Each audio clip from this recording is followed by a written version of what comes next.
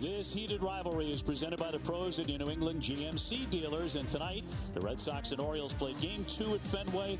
Red Sox looking to clean up some issues from yesterday's home opener. The Orioles are going to debut the top prospect in baseball, second baseman Jackson Holliday. They are very excited about that down in Baltimore. Dave O'Brien alongside Lou Merloni, also Kevin Millar, and we'll have Jemai Webster in just a couple of moments. Somewhere down the line, that young man is going to tell his grandkids the first pitcher that he saw in the big leagues was Cutter Crawford. Yeah, Cutter's throwing well the first couple outings, but two different looks. Cutter's got one of the best fastballs in the game. Guys hit 164 off it last year, but in Seattle, he didn't really throw it too much. You see the percentage, 23.8. It was more sweepers. But then in his second outing against the Angels, he went to it at 45% rate. Now, I ran out of gas there in that fifth inning, but the question is, which Cutter Crawford are we going to see here tonight? Well, Kevin, a few more base runners. Tyler O'Neill might be leading the major leagues in RBIs right now.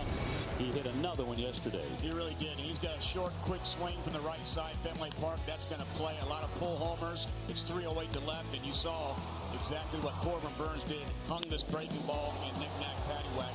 He's got a great swing, great body, and a great throwing arm in right field. Very athletic.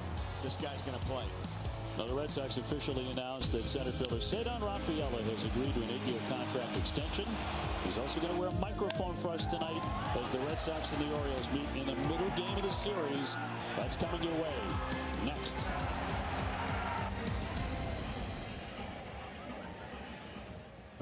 By WB Mason, shipping and packaging supplies delivered fast with no expensive freight charges. By Fubo, live TV and sports without cable. Try free at FuboTV.com. And by BuyAToyota.com for offers not seen on TV. Visit BuyAToyota.com. Red Sox and the Orioles about to play game number 2. Cedar Rafaela in the fold for 8 years. For more on that, let's toss it down to Jemai Webster. That's absolutely right, Dave. In the 8-year contract, a part of the Red Sox foundational pieces, he said things with the contract talks began to really heat up as the season began to start. He said this is always where he wanted to be. Here's Cedar now on the Red Sox commitment to him and his commitment to the organization. I'm happy that I'm this stage in my life. My family happy. I think it's good for me and my family, and yeah, I'm happy. To be so early in your career too, that I mean, almost no major league service time, to be having this level of confidence from the organization, how significant is that for you? It's huge. It's huge. I mean, the organization always show the trust that they have in me and what I'm capable of on the field, and I feel pretty good that the confidence that they have in me. Come up through the organization, now you have this 8-year extension. You've been here your entire baseball career. What is it about this place that you wanted to, continue to be a part of it? I think it started way before I even signed. I think my mom was a Red Sox fan, so I grew up as a Red Sox fan, and it was a luck for me to sign as a Red Sox and made my debut with the Red Sox, and now I had the chance to play a lot of years here. I think it's nothing else that I can ask for. I'm very blessed. And Mom is here with him in Boston, said she became a Red Sox fan because she's competitive and she likes a winner. He was asked if this newfound security, if he'll buy his mother anything, he laughed and said he bought her breakfast this morning. We'll hear more from Cedar throughout this telecast. He's kind enough to be mic'd up for us. It's going to be electric. Obi, Lou, and Kevin back with First Pitch after this. Visit your New England Audi dealer today. By Plymouth Rock, the official auto and home insurance provider of the Boston Red Sox. And by your New England GMC dealers, we are professional grade. It's a big night for baseball, frankly. Huge night for the Baltimore Orioles because the #1 prospect in baseball is in their lineup and playing second base, Jackson Holliday. And many believe he is a future superstar. They've had a lot of first-round draft picks recently. A lot of them are in the lineup tonight. First or second rounders like Gunnar Henderson and Adley Rutschman and Colton Cowser. And here's another one. But he may blow everybody away before it's done. And Kevin, you were chatting with him before the game, and I know you're tight with his dad, who is here tonight. His dad, Matt, who is a terrific major leaguer, huge, strong guy. His grandfather was also a longtime coach, terrific coach too. And the youngster in the middle there is maybe going to beat everybody on the baseball field. That's his little brother. Yeah, Ethan's about 6'3". What a great family, though. What a great story. The feelings of Matt today is just awesome. He called me and said, hey, man, or texted me and said, do you have any tickets? And I said, this is last night. I didn't answer him today. I said, 100% Uncle Kevin get you some tickets. Well, he's like, I already bought some. I'm like, no. So thank goodness Sam Kennedy, he had some tickets down there, and they're sitting down there. But what a moment to share. And just to come out on the field and watch your son take batting practice in the big leagues for his first night, by the way, at Fenway Park. And so, Jax, it's just a humbleness, just a wonderful family that's obviously baseball, Oklahoma State, brothers, they're the coach. They live 5 minutes from there. They have a hitting facility that I think me and Lou always wished that we had. We would have went there in the offseason. But just a really special night, and I don't want to ever discount these moments because that father-son call, I'm going to the show, that's forever. Yeah, I tell you, and by the way, the kid's a really good player. 2022, first-round pick, first pick overall. Think about that. He's 20 years old. Last year, just ripped through it. Started in A-ball, AA, AAA, ripped through the minor leagues. He said it before the game. He had set a goal to spend like 2 years in the minors coming out of high school. He beat that goal because he got there basically in a year and a few weeks. Yeah, the kids, it doesn't make sense they're age 20. I mean, I had a bat in my hand in college baseball trying to roll a ball to the fence. Like, these kids are hitting balls off the green monster with a wood bat at age 20. Like, and he worked the middle of the field. You know, my first few rounds, I'm trying to hit homers and, show off, and I belong here. They are so awesome, this younger generation, and talented. He might be the best of the group, and the Orioles have had plenty of outstanding young players, and many of them are in their lineup tonight. Give you a look at that. Brought to you by Nissan. Gunnar Henderson at the top. He's at shortstop. Adley Rutschman, the catcher. Anthony Santander in right field. Ryan O'Hearn, the DH. Mountcastle at first base. Mullins in center.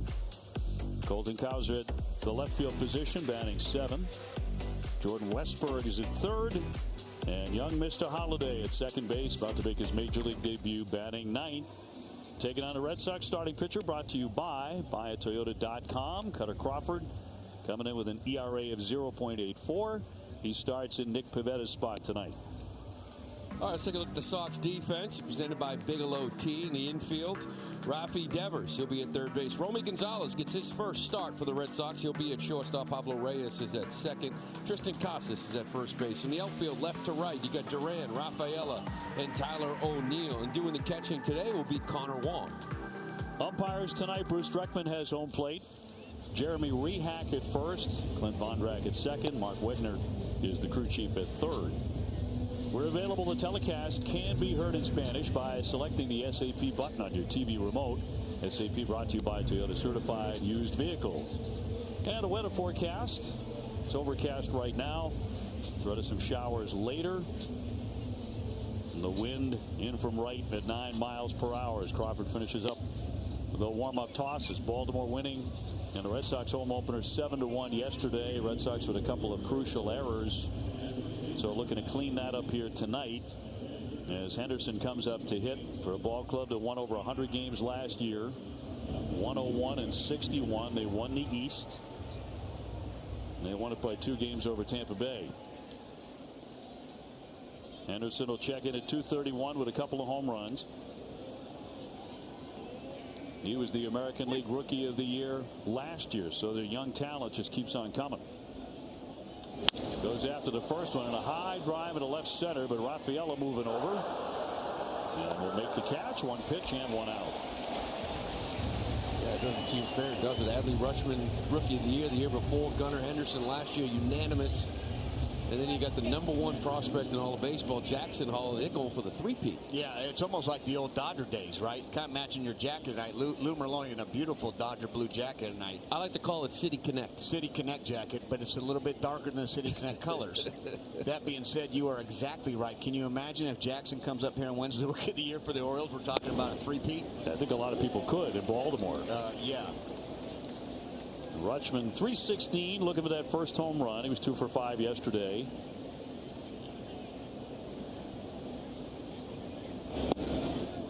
Remember last season at Fenway on opening day, he went 5 for 5. he would go on to win the Silver Slugger. Well, being around these guys by the, watching BP on the cages, like Gunnar Henderson's a big boy. Like big, strong, 6'3". They're all put together, and that's the difference. The size of these kids. They're not like 5'10". So they're all kind of built like Matt Holliday. A swing and a miss here for strike 3. Now, this young man is on the slender side, but I guess he's put on some weight this year, and they figure he will get bigger and stronger. Well, it's a good sweeper there from Cutter Crawford. We were talking about in the open, his first couple of outings. That first start against Seattle, he threw 37% sweepers. He only threw his four-seam fastball 24% of the time. Then he came back against Anaheim, got back into it a little bit more, and threw that four-seam at 46%. It's one of the best fastballs in the game. Santander will look at a ball, hitting .214, couple of home runs for the right fielder.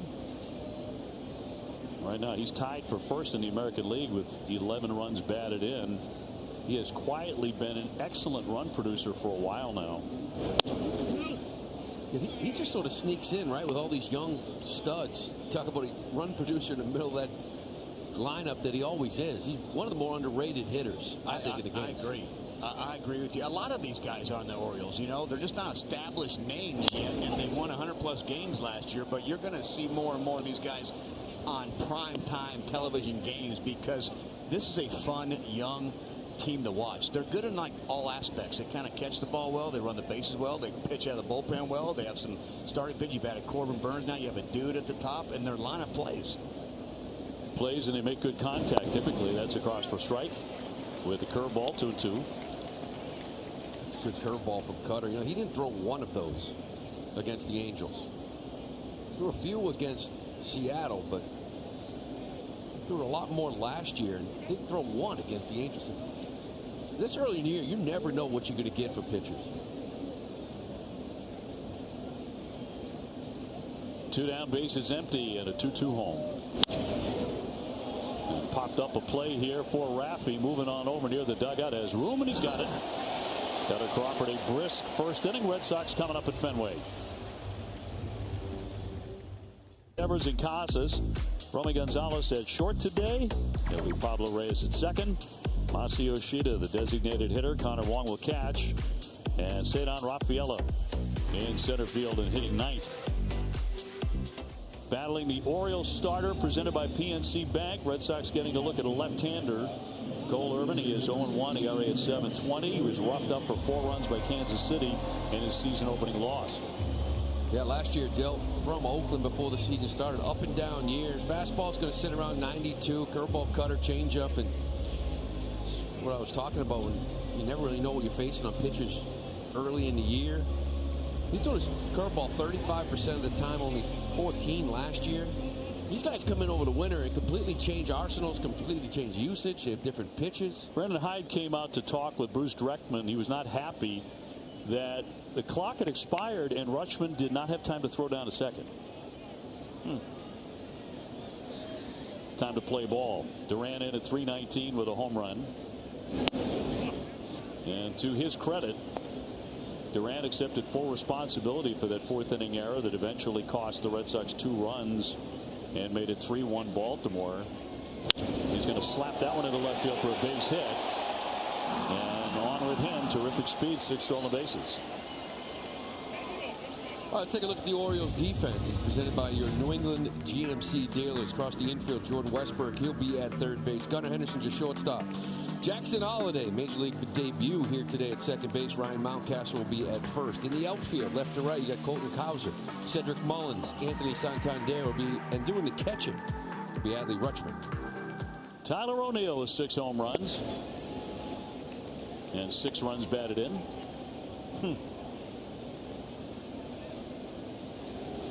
But he's got a base runner here. Duran with the 6 thefts. He's been caught once. I know you're not going to say much about it because you don't want to talk about yourself. Tremendous call last night, yesterday's first at bat by Tyler O'Neill. Dave O'Brien called it. Just talked about, next thing you know, curveball over the National car rental. Taking your lead. Broke a windshield, by the way. I wonder if it cost him $900. $900. It still shocks me that it costs that much to put in a windshield. No, sensors. Don't buy a car with sensors. Just do it with the old school. You can just kind of wash it off with the fogger. Right now, Tyler is tied with Mike Trout for the Major League home run lead. It's not like Trout's piling up RBIs. He has 8. So the early going, these guys don't have many on in front of them. Solo shots. Cora was joking before the game and said they just want to introduce lineups and have them line up on the baseline every night. So Tyler O'Neill apparently just likes to hit homers. It's opening day. Opening day, opening night, home openers, whatever. That's funny. Yeah, he's going to take ball 4. So a good start for the Sox, first and second. Nobody out for Devers. And that's what he's done really all year long. I mean, and it started down in spring training. Like, he's doing damage in the zone, but he's drawing walks. He's not expanding at all. He's kind of sticking to the middle of the plate, and when he gets his pitch, he ain't missing, but he's not afraid to do that right there.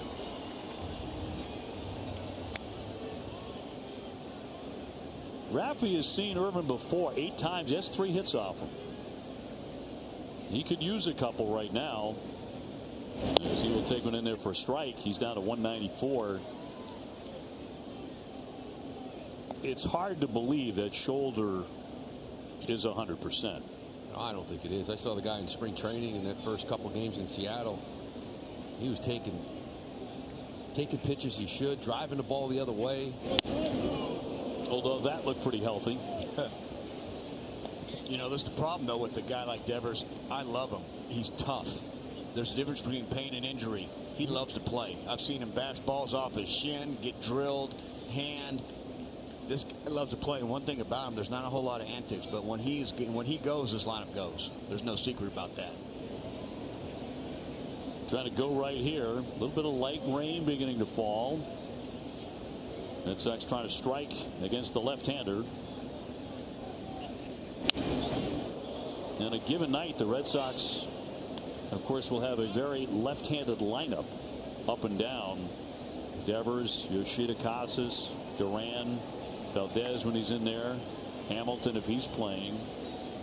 Alex Cora trying to make it as righty heavy as he can tonight against Irvin. Swung on and foul tipped and held by Rutschman for the strikeout. A big K there for this southpaw.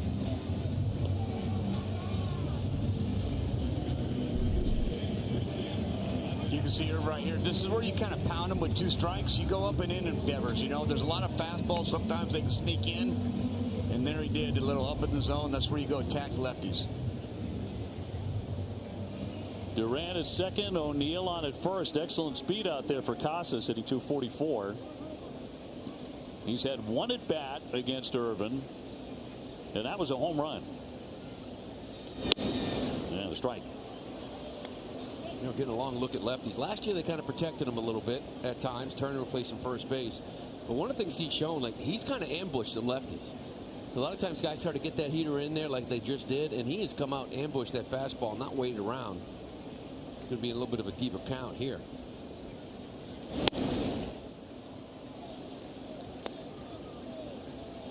The Red Sox have faced a couple of left-handers so far this season. Reed Detmers the other day in Anaheim, he had 12 strikeouts in 6 innings. Even the A's lefty Alex Wood had the lead when he left in the 6th inning. And a ground ball to first. Mountcastle down to second, 1 back to first, and yes, in time for the double play. So the Red Sox with a threat, nothing comes of that. The double play kills that effort. Just a bit of a drizzle here tonight at Fenway. We're not expecting that to be a big issue. No score after 1.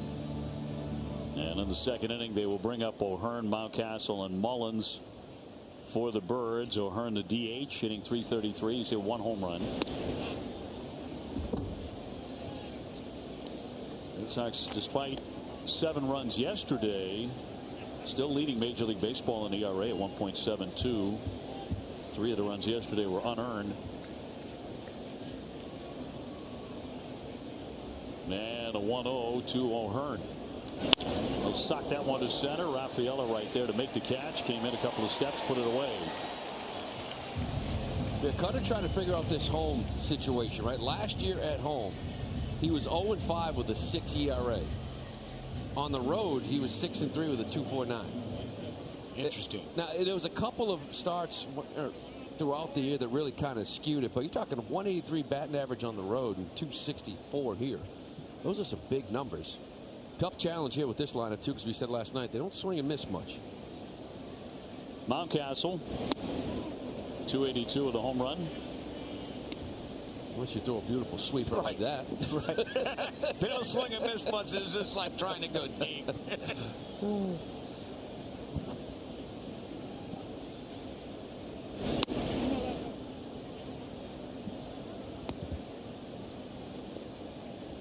Orioles a playoff team last year for the first time since 2016. Got into the postseason. They had a bye in round 1. And then Texas swept them. Bit of a shocker in the ALDS. Of course, they went on. Texas did to win it all. Hyde coming back as the manager. He has been such a steady hand for this organization. Absolutely love him. I love his demeanor. I love his toughness. It's just, you know, it's hard at times. It'll be popped up to foul territory. Costs plenty of room. Trying to create some culture for an organization that hasn't won a lot in recent years. And he's done that with a young group of guys. And that's not easy, but it's easy when you have the personality and the makeup as Brandon does. And he's got some toughness to him. You look him in the eyes, he's engaged with you. You know, he's got some love. You can see like he would cry with you if you were over 25. But you can tell he cares about his players. And I think that's a big deal and a big feeling for dudes. Cedric Mullins will take one downstairs. I was in a restaurant in Baltimore a couple of years ago when the Sox were there, and he walked in, and it was on an off night. He walked in the restaurants, and nobody had any idea who he was. This was just a couple of years ago. I don't think that happened anymore for him. No. Yeah, it's funny. And Freddie Gonzalez, his bench coach, great guy. You know, he's so good at BP. He can close his eyes and throw a strike. Today we were sitting there with Matt Holliday, and I said, hey, dude, the Jacks today, show me something. You got Dad watching it. It's his first game, #1 prospect. He kind of laughed like, no. Let me get established first. You know what I love, too? They stuck with him. Those first couple years, they knew it was going to be rough. He lost 108, 110. And they stuck with him. They benefit from it, and he's the perfect man for this team. You say what you want about Oriole ownership, and now it's changing hands, but you know that's something they did that was very smart. Yeah, sticking with this guy, 2023 American League Manager of the Year. You know, and it makes me wonder too. Hopefully, Oakland does the same thing. Having Mark Kotsay go through all that for all these years, if and when they ever decide to spend money again, let that man manage some talent. Absolutely. Isn't that the truth, though? When you sign up, you got to know that. Yeah. Right? You got to know that. But sometimes it's not that way. You 3 years, they get fired, they bring another guy in 3 years. But it's like, hey, dude, I get it. Sometimes you sign up for this rebuild. Let's grow it. But when we do eventually get the new stadium and get moved, can I be the manager too? Yeah. And that's what Mark should be saying. 2-2 to Mullins. And cut on a miss. He struck him out. Boy, he's up to a good start. 2 strikeouts in the game for Cutter. You mentioned this, Lou, but Tim Wakefield on start days definitely, but just about any game day you can find Wake in full uniform. That's just how much he valued his big league uni. It's why on the final day of the regular season when he passed away while we were in Baltimore, ironically enough, Alex Cora and his entire staff, along with every player on the roster, was in full uniform to honor Wake. It's how Cora says he'll honor him all year long by wearing his full uniform a lot more often, along with the 4-9 heart patch that we see on the Red Sox sleeve. The Sox certainly doing a lot to keep Wake's memory alive. It's nice to see. Well, yesterday was so touching. An amazing ceremony. Tough at times to watch and to be a part of for you. Yeah, you know what's funny is that they sent the video that was played on obviously the scoreboard, and we were underneath, so we didn't get a chance to see it. It was like an 8-minute awesome thing. And my wife Gina said, hey, did you get a chance to see that? I said, no, we were underneath. Then we walk out of the Green Monster. Well, they sent that today. In the last 2 minutes, I'm telling you, I had tears sitting there just in the room. It was so special, and I got a chance to really absorb it, because when you're living it, you're going through it. It's like next, and then you kind of rush up here, and you kind of rush, and then get a chance to watch that and understand how awesome Bree and Trevor were holding that trophy. And Gonzalez will take a walk here. Roman Gonzalez, who gets the nod at short tonight. And the strength that family has had to have these past months of just what they've had to deal with, but it was so special. And the Red Sox, to give them credit, they do awesomeness in situations like that. I mean, it really was just special, and Veritek catching Bree, and I tell you what, Wakey wouldn't want it any other way. Pablo Reyes, second base tonight, hitting out of 6th spot, hitting 188. Give it a little bit in the outside, huh? I see from Bruce Dreckman. Ball wasn't even close. Wow. I think Bruce is looking up, seeing some light rain, and going, let's go. And close. Little floater to right. Coming on Santander. And back to first goes Gonzalez, and one away. You know, Brianna was so impressive, and Stacy, this winter in the celebration for Wakey here. She got up there and did a little speech. It was just impressive the way both of them spoke. Of course, we lost Stacy during spring training, but this here was the moment that got me. Like I was struggling, but seeing her and Jack kind of that hug, that was a tough one. And hoisting the World Series trophy too, the two of them.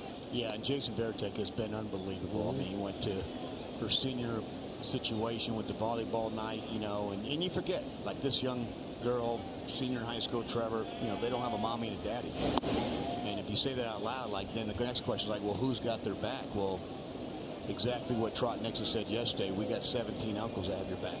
And that's what you got to think of it, because there's going to be times she's going to have to call any one of us to say, hey, and it's not just boy issues, it's school. You know, it's tough English class. Yeah. But she's got a couple aunts that are awesome. Stacy's sisters and Nana, Granny's here, and it's going to be a tough time, but what a special moment. Yoshida 222, still searching for that first home run on the year. Rounds that one weakly to the right side. There's the first play by Holiday, helping out on a double play. Got it started. Second twin killing they have turned on the infield for Baltimore. Cutter Crawford to go after 7, 8, 9 for Baltimore, and in that 9 spot, Jackson Holiday making his big league debut tonight. Highly anticipated, to put it mildly. In fact, a lot of people thought he should have made the club out of spring training. Yeah, that's like the new thing now. You're not allowed to go get just a few at-bats down the minor leagues. Like, we got to rush him up. But I'll tell you right now, if there's a kid that's ready, he's got that pedigree. He looks ready. I mean, he is just a really good-looking baseball player. Like, you know, it's not the size and the whole scene, but boy, that swing plays, speed plays. Got his first little ground ball. That'll take some jitterbugs out of the way. Yeah, started that double play a moment ago. Colton Cowser here. He was 2 for 4, and he drove in 4 runs yesterday. He's 24 years old. And another guy who was picked in the first round. That's the thing. You get Gunnar Henderson and Jackson Holiday, all the hype, and meanwhile, Colton Cowser, he was a first-round pick back in 2020. You know, at 2021 rather. This kid on deck too. He's 2020 first-round pick. Westburg. They're everywhere. Now, they were bad for a long time, so you can stockpile some picks. That's right. But they've done a great job with those picks. You're exactly right, OB. You can't miss on your draftable top couple rounds, and they've done a good job. And you're right, they were bad for a while. Their minor league system was bad. Cows is going to take a walk, and Cutter not too happy with the strike zone to Bruce Dreckman. You can see right here, this is a strike. I mean, this is hitting the box. I know it's top of the zone, but that's splitting the plate. Like, there's not a whole lot to miss in that situation. So leadoff walk brings up Westburg, the third baseman. He's going to need that pitch too. He loves that four-seamer up there.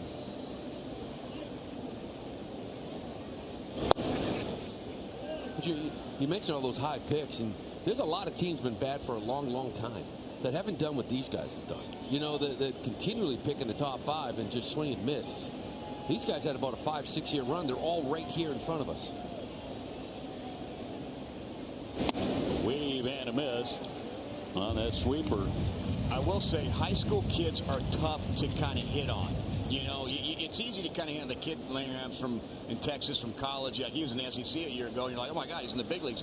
But he's an established kind of, you know, a couple more years of your body. But high school kids are hard to hit on, so they've had a nice run. Gunnar Henderson, you got Jazz Holiday. It's almost flip a coin sometimes. Like, the player might look great, but you got to go through some stuff. And you just never know. At least college players, you can get a guy out there throwing 95, 98, nice. You know, you can get some outs in the big leagues.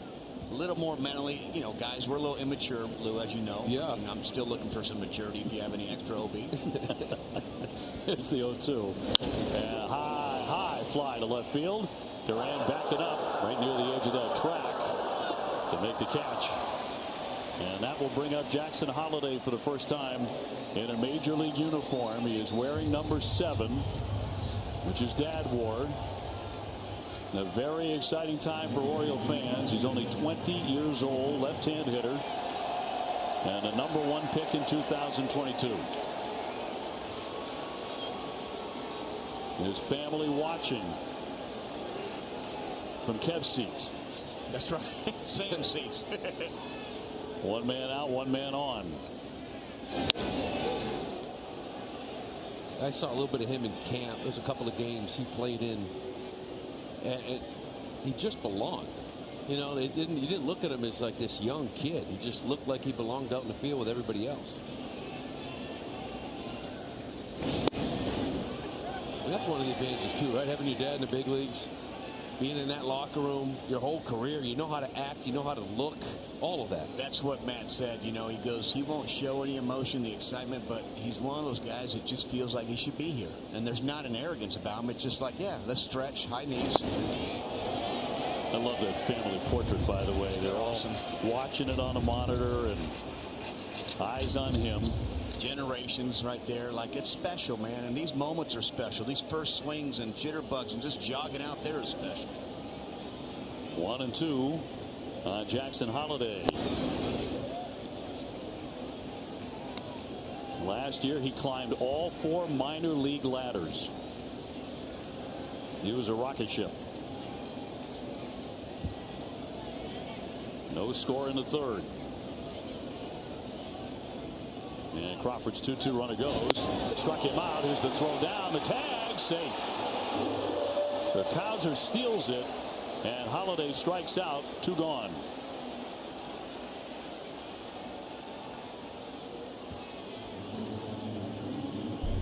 Well, you see the sweeper here by Cutter Crawford. Nice pitch to hit. Just a little maybe up and a great throw down there, but just in there. And Crawford, you can see. Close call, no headset, safe. The oven mitten got in there. Drip, they call it. Here's Henderson 0 for 1 with a fly out to center. He swung and missed, strike 1. Good power here. 28 home runs last year. Drove in 82, scored 100 runs. And this is where they got you last night in that home opener. A couple of times, just guys in scoring position, 2 outs. I think 3 in a row. Big 2-out knocks to get the Orioles out front. 2-out RBIs. Man, they're a killer for the defense. Offensively, you love them. You feel like the innings just give me a pop fly, ground ball. Let me get out of this thing. You can start a lot of places when you're talking about why a team is a good team. 2-out RBIs is right at the top of the list. Yeah, nothing better. And where you rank there. Rutschman on deck. 2 out, the 0-2. And you know, you talk about last year's team, they kind of snuck up on people. Nobody had them winning 100 games. You know, they just matured. Their superpower, they played baseball well. You know, and you looked around the league, and not many teams could say that. They ran it well, they caught the baseball, they made contact, they closed games out. They didn't go away. Like everybody thought, no, they never went away. Well, they got off to an excellent start at a very strong April. They went 19-9 out of the gate. And as you say, that was pretty much it the rest of the way. Well, Pittsburgh Pirates started last year. They have a nice start now. Last year, same thing, 20-8. You're thinking, okay, the Pirates, but every guy, and they fell off. Well, then the Orioles, until you do it, everybody's not sold. And now I think everybody keeping it camp thinking like a lot of the people had them on top of the East going in this year. And that hadn't happened in years. Oh, made a good pitch. It's in there for strike 3. Delayed call there by Dreckman. But he rings up another one. Crawford throwing the ball really well early. Players in supporting our city. Visit RedSox.com/tickets and secure your spot today. Under drizzly skies here at Fenway Park. Red Sox nothing and the Orioles nothing. Sox coming up here against Cole Irvin. Connor Wong will lead things off during the commercial break. Kev, you were talking about Connor Wong getting rid of the ball very quickly down second base. What a good-looking athlete he is. He really is. I mean, I just watch him. You know, he's not like catchers used to be big and overweight. And you think, oh, the big guy. They're athletic. Cole Wong, I'll tell you right now, he's quick, he's wiry, you know, he's still young, he's just kind of getting his feel, but I like the player. Hitting .313 in the early going. And we'll pop that one towards center. Holiday out, coming on Mullins. Cedric Mullins with the grab, one out. You know what's great about Connor, too, in camp? He had a little toe tap, timing-wise, and he got rid of it. And the reason why he got rid of it, because it was just tough to kind of maintain. And he just said, I have so much work to do getting pitchers ready for the game and controlling the game from behind the plate that I didn't want to think too much at the plate and worry about timing. So he made an adjustment offensively because how committed he is defensively. It's impressive. Cedar Rafaela.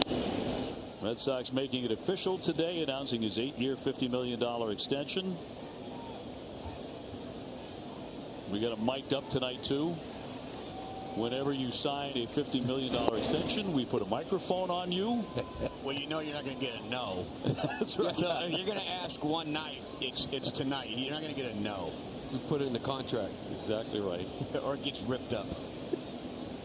Batting .212. And we'll foul that one off. And some have speculated he might move to shortstop to cover for Trevor Story. He did start 5 games there last season. Yeah, Cora pretty much shut that down today. They're going to go with the guys that they have. They want him out in center field. He's tremendous center field. He's been a game-changing plays already this year. I'd be shocked if he didn't play a little bit there anyway, once in a while. Well, I think with what you got going on with, you know, Romy and Hamilton at short and Reyes and Valdez, there's going to be a lot of pinch hitting situations. You could see him slide to short or second in the middle of the game. Sure. Maybe somebody gets pinch hit again. He slides back to center later in the game. Swing and a miss, and the left-hander will put him away. 2 up, 2 down. And you see what Mookie Betts is doing with the Dodgers. And I use him not just because he played in the Sox, just the way he's playing short, second, right? That's part of this game now. If you can play that position, yeah, I agree with you. He will see some reps over there. They can say what they want, but why not? Duran 1 for 1, a base hit first inning. Red Sox started out with a single and a walk, but after strikeout and double play, and they've hit into 2 of those early. Batting stats presented by your local New England Honda dealers. He's up to .333.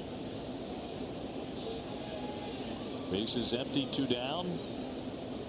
And a happy birthday to the lovely Stephanie Doyle, whose husband Kevin keeps us on the straight and narrow here in the press box. That's a tough job, too. Especially if Johnny Damon's in here. Is in there. What a pleasure, by the way, to have Johnny with us. I don't know if the FCC felt the same way, but it was wonderful to have him in here. And everybody, obviously, Trot Nixon was terrific, and so was Keith Folk and the guys from the 04 team. It was really brought back so many great memories. That's going to be looped into left center, down for a base hit. Takes the wide turn, and he's 2 for 2. Yeah, I'll tell you what, Jarren Duran right there out of the box, he's thinking too. I love watching this. I mean, he knows this is a hit. He gets a little cutter right there, middle, off the end of the bat, boom. The hitter knows if I hit it hard or soft, but immediately he's out of the box, and you can see him just thinking too.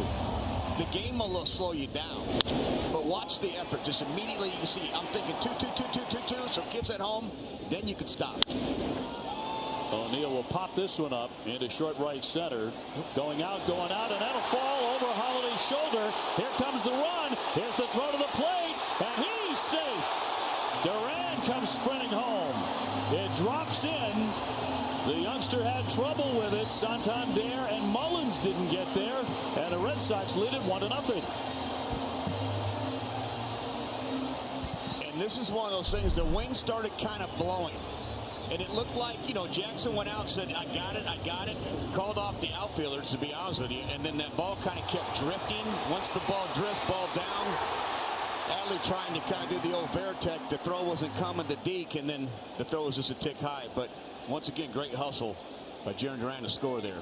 That's a fly ball to second, right field, whatever you want to call it, with 2 outs. And Duran took off from the get-go. There was no jogging. If he did, he was going to be out at the plate. Like, he went hard the minute that ball was hit and scored on that one. That's just hustle from him. When he's on base, he doesn't know how to jog. That's right. Everything is As we've described it, he runs like he's angry at the ground. Yeah. Those are the little things that this team has to do. You have to run the bases the best in the league. So there should be a stat. Do you run the bases the best? There you have it. Jared Duran, you saw the knock, hustle around, boom, pop up. Most guys go into the jog. I'm a big leaguer. 2 outs. Every time that's caught, I got it. It drops. He's home safe. Boom, 1-0. And by the way, Tyler O'Neill's first RBI without a homer. That's right. That is a beautiful knock. Got 6 home runs, 7 RBIs now. Let's roll the base hit. And Rafferty spins away, almost caught that off the shoulder. A curveball. You know, when you're going good like Tyler, you get those. Oh, yeah. And then you look to Jerry and say, thank you very much for your hustle, right? I mean, that's a beautiful knock. Rafferty struck out first time up. And remember, O'Neill's a guy who can steal you a base, too. That's one of the things I think Red Sox fans are going to like about him. He can run. And he could throw.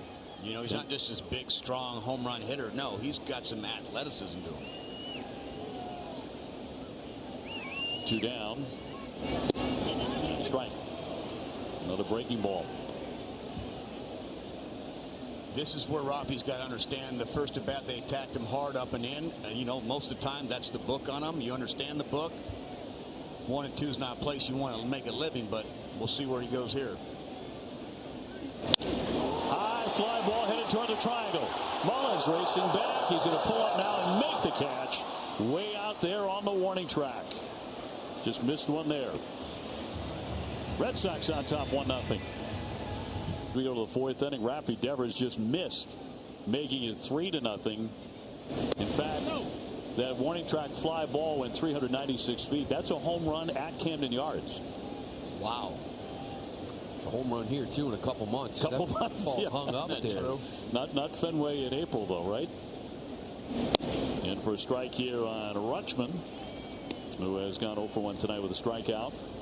But Kev, you mentioned that fly ball to Jackson Holiday. The wind kind of just got going. Same thing. It was kind of blowing, knocked that thing down. He smoked that ball to center. Yeah, it was almost in batting practice. It would have been a home run. Sharply up the middle. Gonzalez with the stop. And Romeo on target there. 27-year-old getting a start tonight at short as we take a look at Cutter Crawford's pitching arsenal presented by Audi. Yeah, a little different than last year. Still got that overpowering 4-seam fastball, and he's throwing it, but it's that sweeper. Look at that. Almost to it. Less than 7% of the time last year. It's up to 32% this year. He brought that thing with him in June last year, and it's been almost unhittable ever since. It's been going back to it a lot this year. Not alone on this staff. Santander 0 for 1. The last 5 starts of last season, and I know this largely went unnoticed because of how the Red Sox were playing. He had a 1.93 ERA his last month. So building toward a good start. Another pop up. Devers coming over on the track. 2 up and 2 down. Yeah, and you know, in the offseason, he really built up a lot of strength, like in his legs, because they have all this data. And they were talking about like pitch 75 or so to 90, and his stuff just really fell off. And that's why you saw the 4 2/3. He was on a pitch count most of the year.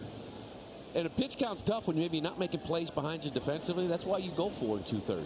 Right? You throw an extra 10 or 15 pitches instead of getting 5 2/3, and that's what they want. They want 3 more outs from Cutter Crawford, getting to that 5th, maybe even 6th inning. O'Hearn line to center, first trip 0 for 1. And OB, you make a great point. Guys like Cutter Crawford that had a nice finish. It kind of gets masked with the way the team finishes, but he's built some confidence. He's come in the beginning of this year and establishing himself and doing his thing. Another sweeper, 1-1. A team is if everybody does what they're capable of doing. You have 2 or 3 guys that have career years. Sometimes you have a career down year. But if you just do your job, that's when it all kind of meshes. And Cutter Crawford, he's found something with that sweeper. Garrett Whitlock to pitch tomorrow night at 7:10 against the very tough one in the right-hander Grayson Rodriguez. And that'll be it for this series. Foul the other way. Yeah, that's a different animal tomorrow night, too. Rodriguez, he figured it out second half last year and kind of cruising right into the season this year. It's going to be a tough challenge. The Angels in over the weekend. And then a long series with Cleveland. They're off to a good start. 2-2. I always say, Kev, even like as a hitter, and just as a team, you just kind of want to get out of the gates normal the first 2 or 3 weeks, right? We don't want to be 3-12 as a team. Just even if you're 500 as a hitter, just give me like 240. Just let me find my groove before it turns into Groundhog Day and we can go. Get that first knock out of the way. Everything's zeros. And ball 4. O'Hearn will reach second walk by Cutter Crawford. And that'll get the inning to Mountcastle. And among the changes for the Orioles, they did not make many. A big one pitched yesterday. Corbin Burns was terrific. They got a real ace there. But they added the closer, Craig Kimbrell. With Batista's injury, big old Batista, you know, he's got Tommy John, and he's out for the year. So you add a nice veteran out there who's going to get some big outs. Not the same guy that he was, you know, but I'll tell you what he is. He's a guy that knows how to get big outs and late in the game. So you can lean on him and his experience. Well, he was a guy that was very popular among his teammates when he was here in Boston. And the Red Sox are actually going to salute him tonight. It's a ground ball in center field. O'Hearn rounding. He'll be safely into third, sliding in. Mountcastle with the single and puts him on the corners. That's the first knock here for the Birds. Hard line drive. I think it ricocheted off of Cutter's glove, and that kind of pushed it away from Reyes. Thought he had a bead on it up the middle. See if it clips his glove a little bit, because it kind of ricochets off to that right, and Reyes just underneath his glove. And that attempted dive. 2 outs here. You got to get off the field. Mullins, the hitter, he is 0 for 1 with a strikeout.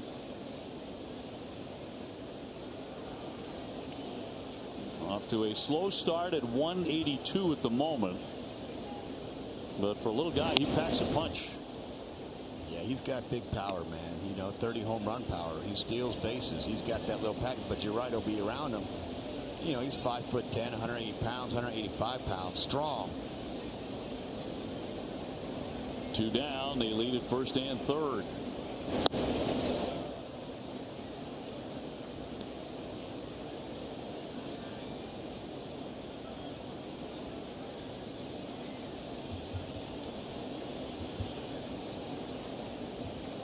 Now Cutter got the first 2 pretty quick.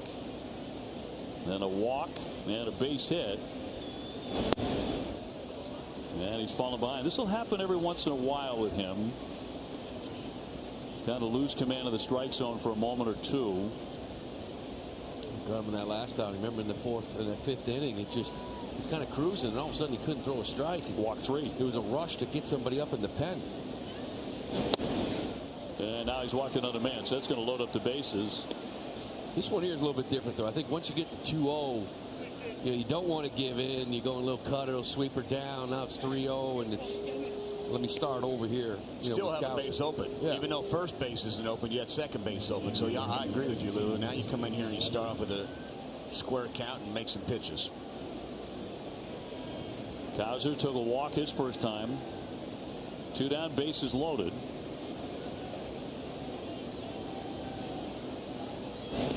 He thought about it, but he checked up.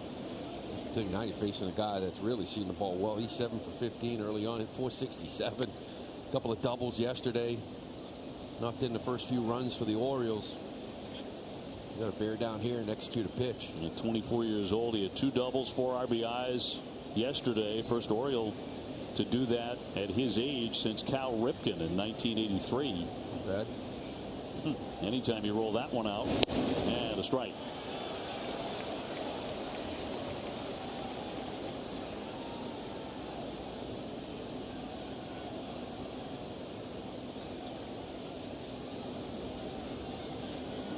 O'Hearn at third, Mountcastle at second, Mullins leading at first. He will drive that one foul. 1-2. 60 pitches now for the right-hander.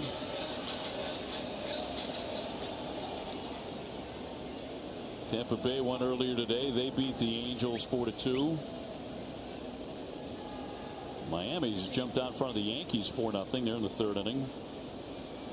Yankees off to a 10-2 start. That is tied for their best ever as a franchise. 1-2. Cut on it. and missed. He gets out of it. He leaves him loaded. He made a nasty pitch with that splitter.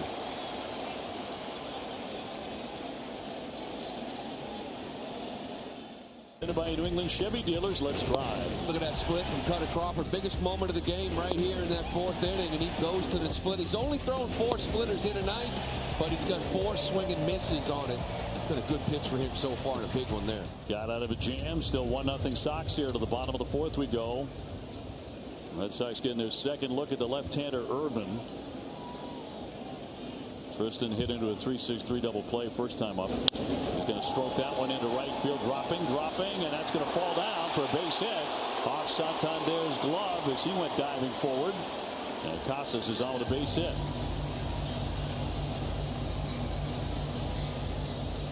So he's 1 for 2 tonight.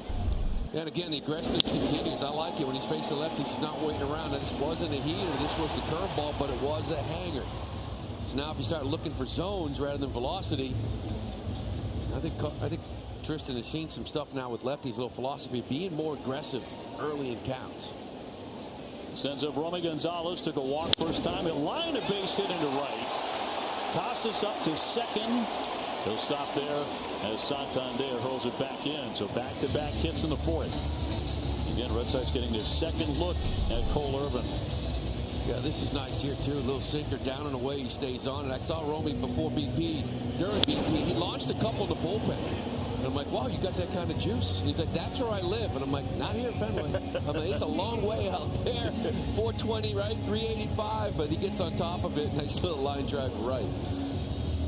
Romy's okay. He's been around a little bit. 27 years old. He was playing with the White Sox. Red Sox got him off waivers in January. Good speed. He's a very good athlete. He was the opening day starter last year at second with the White Sox, but a ton of injuries. Just was on the IL, felt like all year. And the Red Sox trying to find an answer at short. Pablo Reyes will see some time there. He's at second base tonight. Showing a bunt, and he'll take one instead for ball 1. So the Red Sox have had a couple of opportunities tonight. One in the 1st inning snuffed out with a double play. Sox go a little small ball, huh? In the 4th. 1-0 lead. Let's try to add to it. Showing a bunt, man, fouls it away. 1-1. Couldn't get it down there. You got Mountcastle crashing from first. Ideally, you'd love to put this thing down hard down to third base. Get Westberg to field, at least you get the job done. You bunted hard to first. Mountcastle could come up throwing to third base, so you ideally want to get this thing down that third base line. And it doesn't have to be perfect. No. I think a lot of times we get the bunt sign, we think we have to make this perfect bunt. You get it down, get the pitcher involved, and things happen. Casas at second, Gonzalez on at first, nobody out.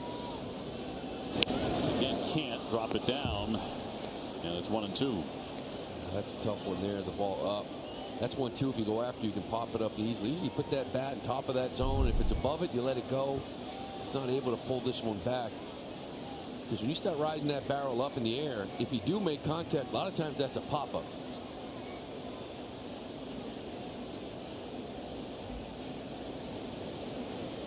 Showing it again, pulls it away, and that is in there for strike 3. A curveball froze him, and he strikes out. Reyes could not get the bunt down. You know, I like it, though. I mean, for me, listen, I was a bunter, too, so if I didn't get the job done, I was going to finish it off. Maybe they made him try to finish that thing off. Just, he gave up on that backdoor curveball, thought it was ball outside.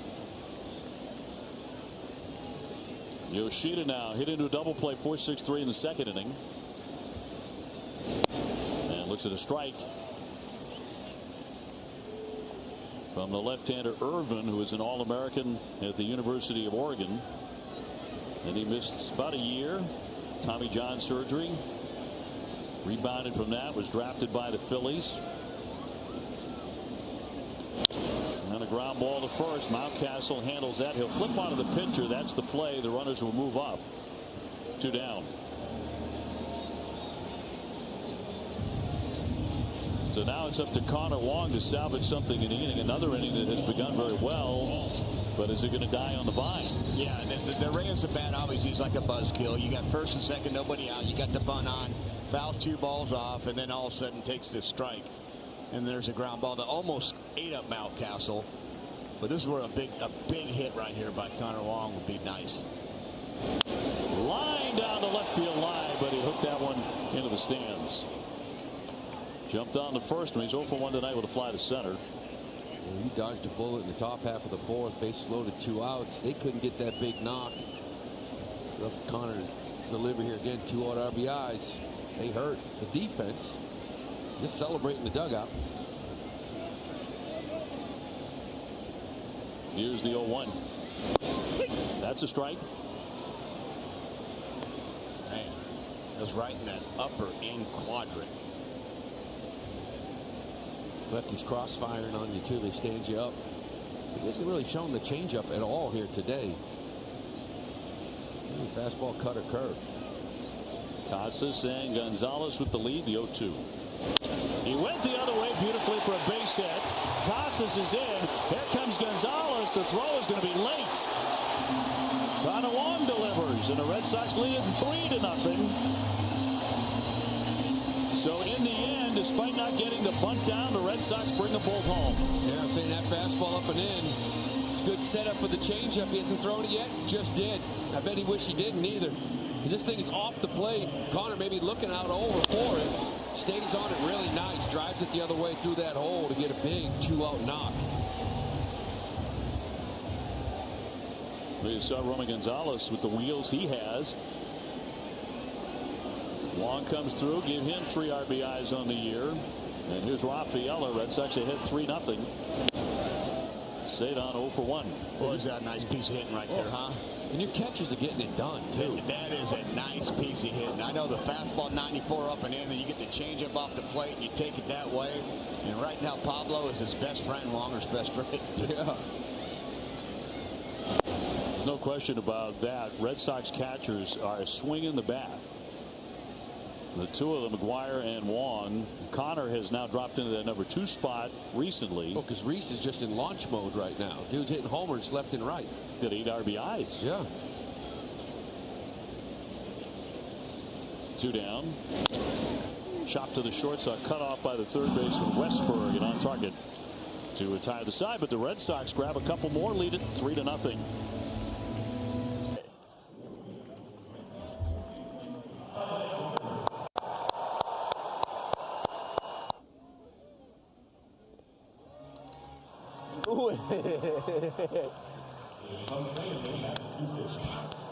Let's go, Bobby.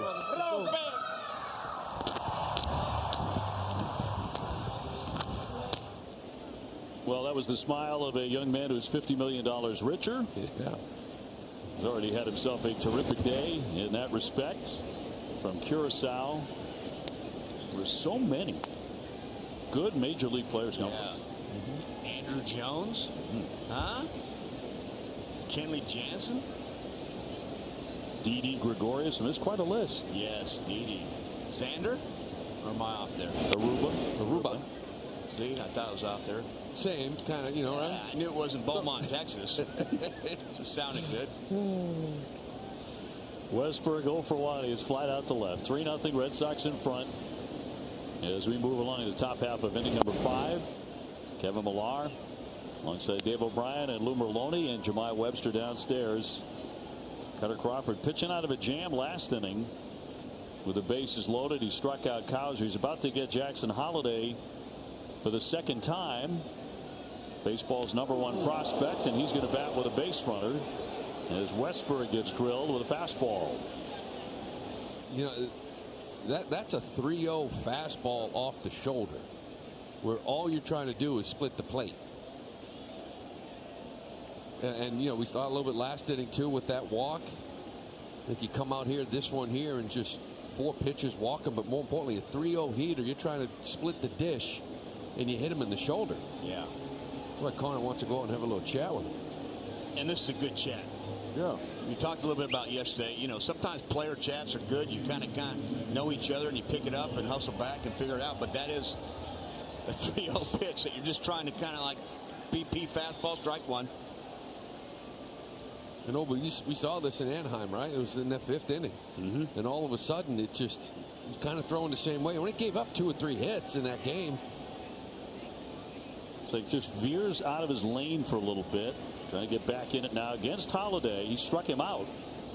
And the kid's major league debut, and that one down into the dirt for ball 1. Young man who grew up in major league clubhouses with his dad.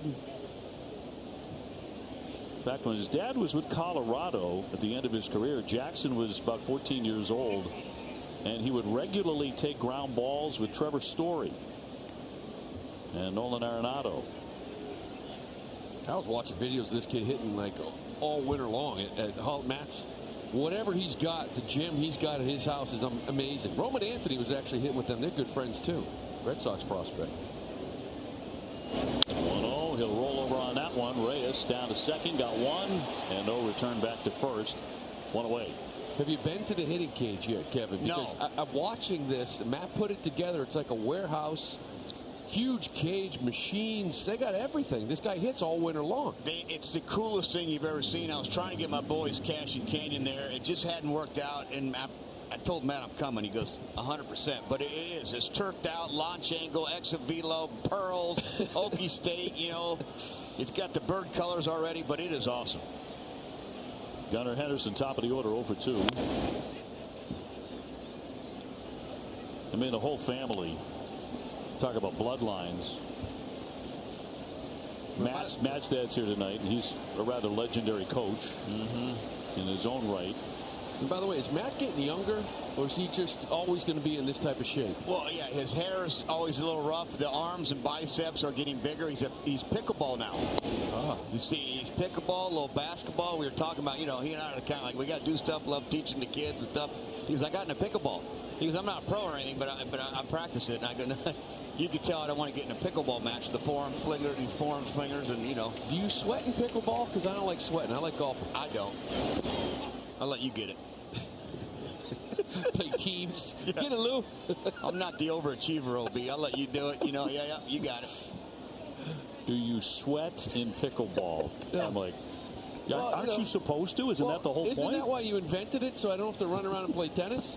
Like, that's too much exercise. I agree. It's invented for those Achilles surgeons, I think. Downstairs on the sweeper and a count 3-1. Got to be honest, it's kept me off of it. My brother-in-law played, first time he ever played. Blew out his Achilles. Oh, boy. I said, I'm done. I'm never going to play again. Golf. Trust me, I'm in. Holiday to runner at first. Red Sox up 3-0. But the 3-1. And all full now on Henderson. This guy also, along with winning the Rookie of the Year last night, 28 home runs, 82 runs batted in, led the Orioles in defensive runs saved with 13. Just a player. Good looking kid, too. Just the body plays, the arm strength, the power. Drove in 90+. Runner goes, and it's upstairs, ball 4. So he's hit a batter, he's walked another, he walked 2 last inning.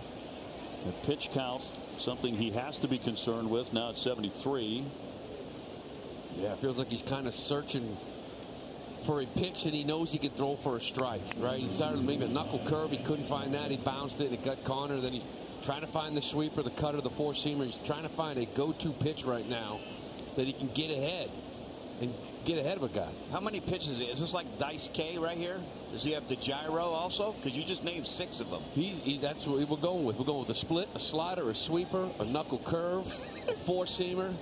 I mean, we need to find one right now. You can tell there's just a little bit out. Garrett Whitlock's got the gyro. And that'll be down for ball 1 on Rutschman, who's 0 for 2. And now that bullpen's starting to get active. Looks like Isaiah Campbell. That's Campbell. Yeah, I'm going to need that pitch right there. But, you know, Dreckman's sitting there saying, you've kind of lost here. I'm not going to give it to you.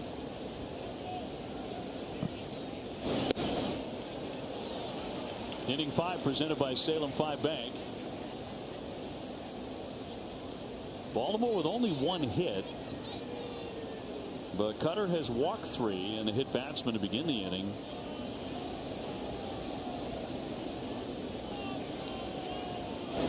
One hammered foul. Heavy with that sweeper. I mean, Cutter's thrown 10 2/3 coming into this game. He's given up 5 hits in 2 starts. He's not giving up hits at all. Only 1 here, but it feels more though because it's just the action on the bases. Yeah. And you saw it, like he just kind of got out of sorts last inning, and you nailed it. He's looking for just a go-to pitch. Rutschman cuts and misses. Actually, foul tip to the mitt. Wong hangs on for the K. Big one there, 2 down. Found you, Mr. Sweeper. Yeah, here's a sweeper right here, and he did find him. And you can tell this starts out almost middle away, ends up almost in the back left pocket of Adley. And we recognize down the middle, and then it almost ends up behind you. You know that's a good pitch. Yeah, you just got a guy that does not strike out either. Yeah, and he's fan 6 in the game. Whole team doesn't strike out a lot. Red Sox leading the American League in strikeouts, and actually have the 3rd fewest walks of any staff coming into play tonight. Now the dangerous Santander. He's popped up 2 times to Raffy at 3rd. We knew they weren't going to keep that pace up. First time through the rotation. 37 strikeouts and 1 walk. Like, what is that? You know, it's just. Yeah, that's Nintendo. I mean, that wasn't going to keep that up. They're still in good territory there. 2 out, 2 on. Right back to that sweeper, and it's 0-2. Yes, 4 straight. So we found a pitch that he's comfortable and confident throwing. First strike. Yeah, he like it.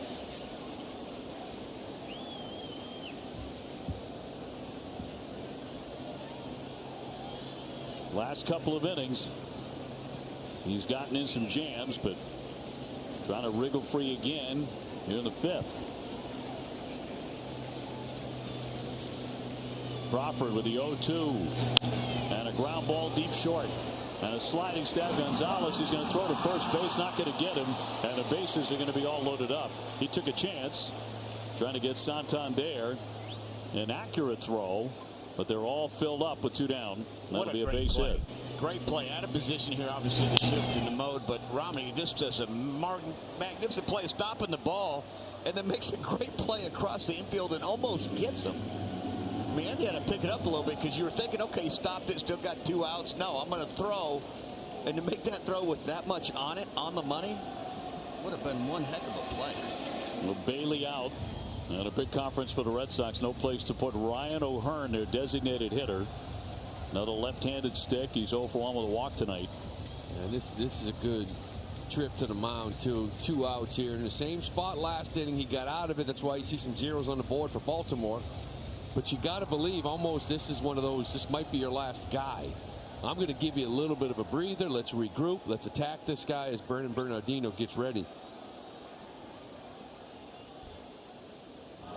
So can he pull a Houdini for the 2nd consecutive inning? He left him loaded last inning when he struck out Cowser. And now trying to get O'Hearn with the bases loaded.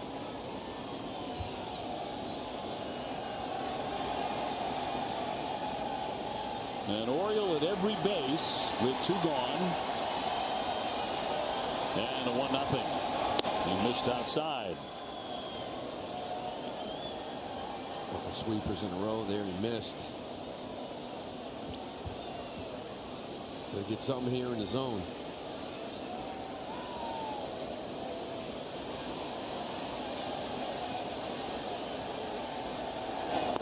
Oh, he's gone to ball 3. Another sweeper. Cora immediately on the horn here. A lot like the last outing against Anaheim. He got pulled and walked in a run. Well, you're taking a strike here, too. This is one situation you're going to see a pitch. That's the thing. 3-0. I'm sitting there going, does he even have confidence in the fastball? Does he find he's been going nothing but sweepers here? It's almost like he's finally going to stick with that. You got to think he's coming back with it. 3-1, don't you? 84 pitches in 4 2/3, exactly what he did last time out. Here's the 3-1. Raked but foul. Sweeper, sweeper, sweeper. Now 3-2. What do you think he's going to throw here, Kev? Yeah, I would say 3-0 sweeper, 3-1 sweeper. Let's go with the 4-seamer knuckle curve. Well, I tell you, he threw a 6 split to get out of that last inning. Yeah, don't sleep on that one. That might be the back pocket pitch right here. But whatever it is, it better be a good one. His 25th pitch of the inning. 3-2, runners go. And a ground ball to the right side. Casas will feed him, and he gets out of this too. That's Houdini-esque. Back-to-back innings loading him up and somehow wriggles free, and it remains 3-0 Boston. Feels a whole lot better getting out of that unscathed. Red Sox leading 3-0 halfway through, bottom of the 5th. Good night already for Duran. He's 2 for 2, 2 singles, hitting .347. That's big for him too. Last night he was so hard on himself.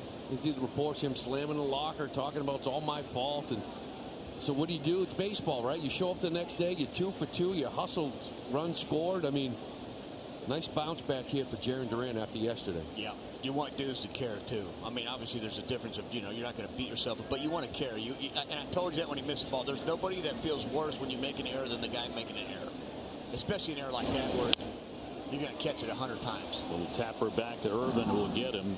They didn't make any excuses for it. Some speculated, well, the sun or whatever. He said, no, I just missed it.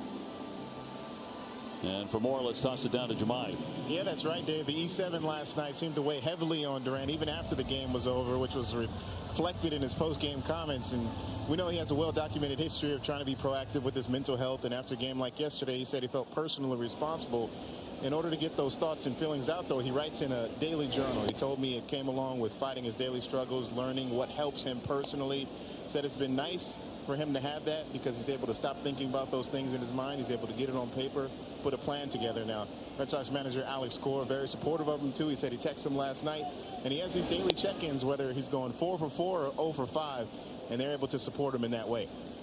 He's done a lot of good things this season. He's gotten off to a really nice start. He's actually played excellent defense. Last night's error aside, he's been very good with the bat. He's been hitting almost .350 with 6 stolen bases. So, you kind of like to see him concentrate on those things. Yeah, and the support of his manager and the team, and I love that. It's a family, and there's going to be times that you're going to need extra love and extra support and extra text message, but that's what it's all about. But I tell you what, I love watching him play this game. O'Neill will pop that one up and back out of play. Tyler tonight with a walk and an RBI single. And I say that because I have 2 high school kids that love the Red Sox, and when they come watch the Red Sox, Jarren Duran's one of their favorite players. And kids love watching him play because that's what we try to teach as parents and guys that coach kids is play the game hard, play the game right, and I believe Jarren Duran gives you everything he has. 3-2 on O'Neill. Rafi Devers on deck. Red Sox 3, Orioles nothing. Yeah, it's not coming out of nowhere either. He was awesome last year. That's 295, right. Played a little over 100 games before he got hurt. No surprise that when he got hurt, he goes down. The Red Sox go 12-24. I mean, he was that type of impact on top of that lineup. And this year, between Rafael in center and him in left, the foot speed. I know last night you talk about the ball that he missed. Okay. I've already seen him get balls that last year weren't, Yoshida's out there and left, and there's effort. But Jarren Duran's foot speed, I mean, he is getting balls that we didn't see last year. That's right. I mean, when those 3 are in the lineup together with Duran in left, O'Neill in right, and Rafael in center field, that's going to be in there for strike 3. That's a darn good defensive outfield. 2 up and 2 down here in the bottom of the 5th. This right here was painted inside. Little 2-seam action that stays right there and comes back on the line. Bruce Dreckman giving the call. Tough pitch. Rafi tonight, a K and a fly to center field that went 396 feet before it was caught. Which means Rafi can't wait for June because that's into the seats. Casas on deck. Kind of a damp night. We've had some drizzle.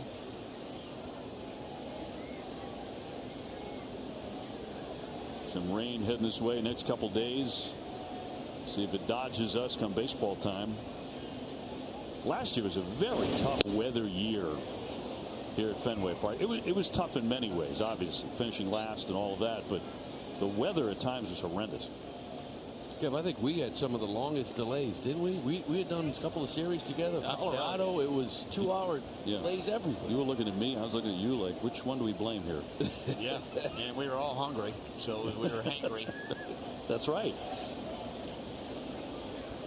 2 down. Here's the 2-1. Foul tip to the mid. It's one of the many things that Rutschman does well. Holding on to foul tips, collecting those strikeouts. A terrific catcher back there. Going to go to many All-Star games.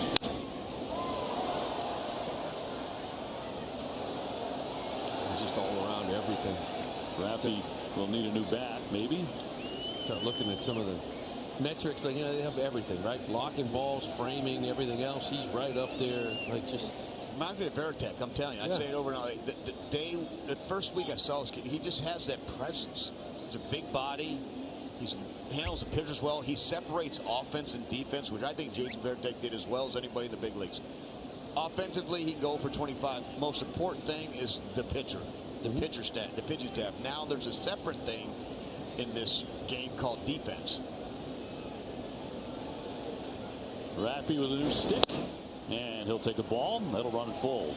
Sometimes we only think offense. We only think offense. We're over 4. We pop over the guy in third base. We didn't get the sack bunt down. You have to cross those lines, shut that valve off, and now you attack the defensive side, and that's what Veritek and great catchers do. And Tech had to do it both sides of the plate. And that's going to be a close take for ball 4. So Devers on with 2 down. Yeah, and that's what I was talking earlier about Connor Wong. How much I loved hearing what he was doing in camp and why. Like changing offensively to simplify his game offensively so he could spend more time with the pitchers and not worry about timing his own hitting. It was more about them, getting them ready, working on his defense. He's a young catcher. Casas base hit and a run scored last time. He's 1 for 2 tonight.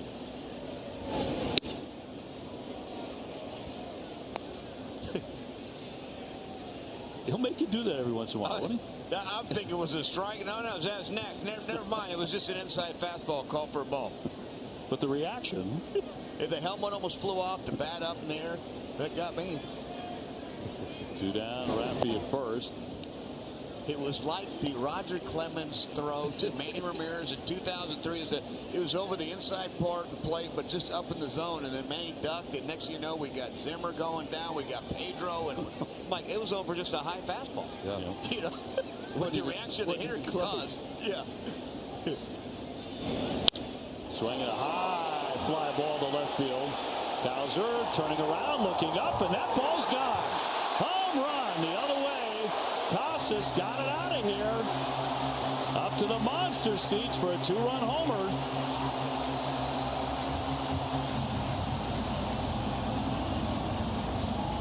...341 feet. Just enough. He can do that too, and the Red Sox lead it 5-0.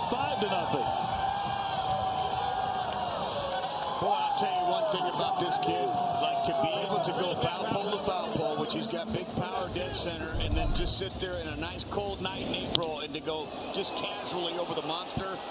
Good swing. Maybe the flinch got us.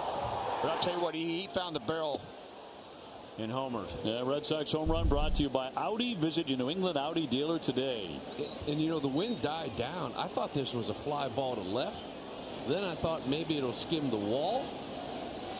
And that thing went, whatever, a couple of those sections back. Yeah, it was funny because I was looking at Colton Cowser out there, and as soon as his back almost went to home plate looking up over the monster, I'm like, well, that ball's got a chance to get out of here. And it did. He's got some juice. His second of the year. So a walk and a 2-run homer. That coming with 2 down. I think at the crack of the bat, he was thinking, maybe I got enough to get it to the wall. Right. You're looking maybe a skim a double. And then all of a sudden, we're up there by the light tires. And well, that's the way Fenway plays. You know, Raffy crushed his ball, and that's caught on the warning track. chopper back to the hill. Irvin off his feet and will throw on to get him. But the Red Sox open it up on the home run by Tristan Casas. Now 5-0. Jim Rice, Will Middlebrooks with me. Guys, we'll hear from President and CEO Sam Kennedy talking about the contract signing of Ceddanne Rafaela, and along with Brian Bayo, starting to lock up the future of this franchise. I also asked him about the future of Alex Cora playing in his final year. You'll hear what Sam had to say in the postgame show, Obi. Looking forward to that. Thank you, TC. Ceddanne with that 8-year contract that was formalized today. Isaiah Campbell coming out of the bullpen, so Cutter Crawford kind of gutted his way through 5. And his last 2 innings, he was in trouble both times, but got out of it. Campbell's been good, and he's made several appearances, 5 altogether. Brand new to the Red Sox this year. He gets Mountcastle to begin the 6th inning. Red Sox had 5-0. Moments ago, a 2-run homer into the monster seats by Tristan Casas. And the Red Sox with breathing room against the Orioles. Mountcastle has singled. He's also popped up to first. Ground ball and past him. Casas laying out, couldn't quite get to it. And a base hit from Mountcastle. He's 2 for 3. Yeah, Campbell's been really good here for the Red Sox. This deep bullpen, and you see a couple of these lefties coming up in the bottom of the order. Bernardino was up. But Cora loves Isaiah Campbell against lefties. Last year they hit $163 off of him. And he's got 95 in the tank. You just rarely see it. I think he's throwing it 7% of the time. It's sweeper, slider. Another guy that comes in. He's got the fastball, but he just spins it. Mullins with a K and also a walk in this one. And fouled away for strike 1. Isaiah has never pitched at Fenway Park until this moment.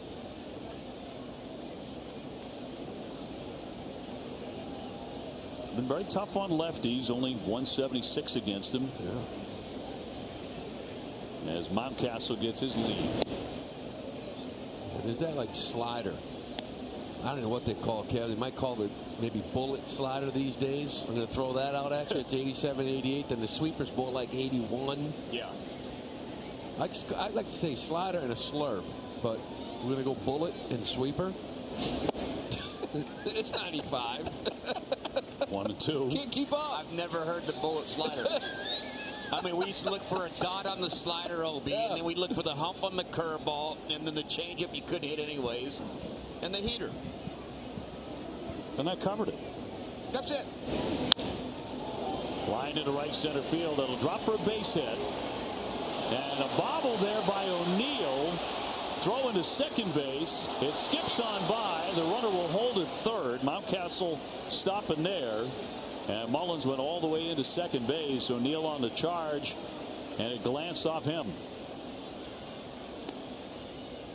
So it puts him on at second and third. Nobody out. Yeah, Tyler really just had his eyes on Mountcastle, keeping him from third. He gets kind of an in-between hop. And then it kind of pops up over his head. He can't see it. That allows Mountcastle to get to third base. And then, of course, Mullins, he's got speed. He's going to take advantage of that as well. A base hit and an error on the right fielder, second and third. Orioles trying to jump back in this thing. Here's the guy's been a top RBI man as of late, Cowser. And a high fly left field of the corner. Durant on the run, but that's going to sail off into the stands. Yeah, I know it's only the 6th, but you're still kind of pitching to a scoreboard here, right? You're up 5-0 in the 6th inning. You got 2 runners on.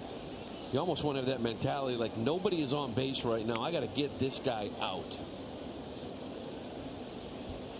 Baltimore putting a lot of pressure on the Red Sox pitching staff these last few innings, and they're at it again in the 6th.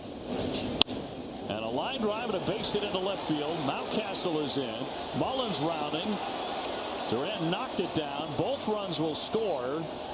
Cowser continues to get it done after 4 RBIs yesterday, 2 more tonight, and it's a 5-2 game. Well, Campbell, you mentioned, has done such a good job against lefties. He leaves this cutter right over the middle of the plate. I guess that's the slider. He does a nice job staying on it. He kind of hung one to Mullins that he hit to right field as well. Even though you're spinning, it's still about location. At some point, the 95's got to play, though. You can't sit there and do that to big league hitters because there's a report and all the stuff, 7%. At some point, this is going to happen. Here's Westberg, and he'll take outside. The bobble by Duran didn't matter in the end. Well, that's the thing. Like I told you, 7% slider so far this year. So what do you think the Orioles are saying when this guy comes in? Like, just give up on 95. Sit slider speed, 87, 88, and look for something in the middle of the plate. So you got to go 95 just to show him once in a while to get off it. Nobody out, and that's going to be a fair ball down the line. That's going to keep on rolling to the corner. There comes Cowser chugging into third. He'll stop there on a double by Westberg. 4 consecutive hits off of Campbell, and here come the Birds. Second and third, nobody out. And a 5-0 lead has been cut to 5-2, and it's fast disappearing. Another slider. And that one, when you throw this slider and it starts kind of inner half and up, kind of know where it's going to end up, and that's right over the middle of the plate. It's been all sliders. Yeah, that pitch is lucky it's not in the seats. I mean, that one just staying in the middle, just flat. And listen, a fastball down away is still a great pitch at this big league level. I don't care what analytics and what you're looking at, but if you can spot a 95-mile-an-hour fastball down away, let's not act like that's just an automatic hit. But you're going to go up there and spin stuff and spin stuff and spin stuff and spin stuff. It's got to be absolutely electric every single night, which means we can't see the spin, and that's why we throw it so much. But, I mean, 95 plays. The right-hander Justin Slayton very quickly up in the bullpen for Boston. And here's the kid, Jackson Holliday's 0 for 2 in his big league debut. Going for the downs there as he fouls that one away. You know, Kevin, add to that too. It's like some nights you come out and you just don't have that breaking ball. But you should have that four-seam or sinker or whatever your fastball is consistently every single night. Sometimes you don't have the feel for your good breaking ball.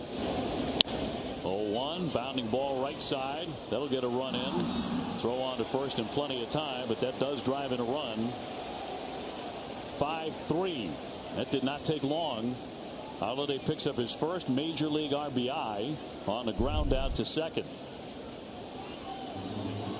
On the slider. This one's down. He rolls over on it. Ted Jackson, he can get down the line now. Yeah. He made this play a lot closer than it should have been. Westberg into third with one away. And the top of the order in Henderson. He's 0 for 2 with a walk. He has homered twice this year.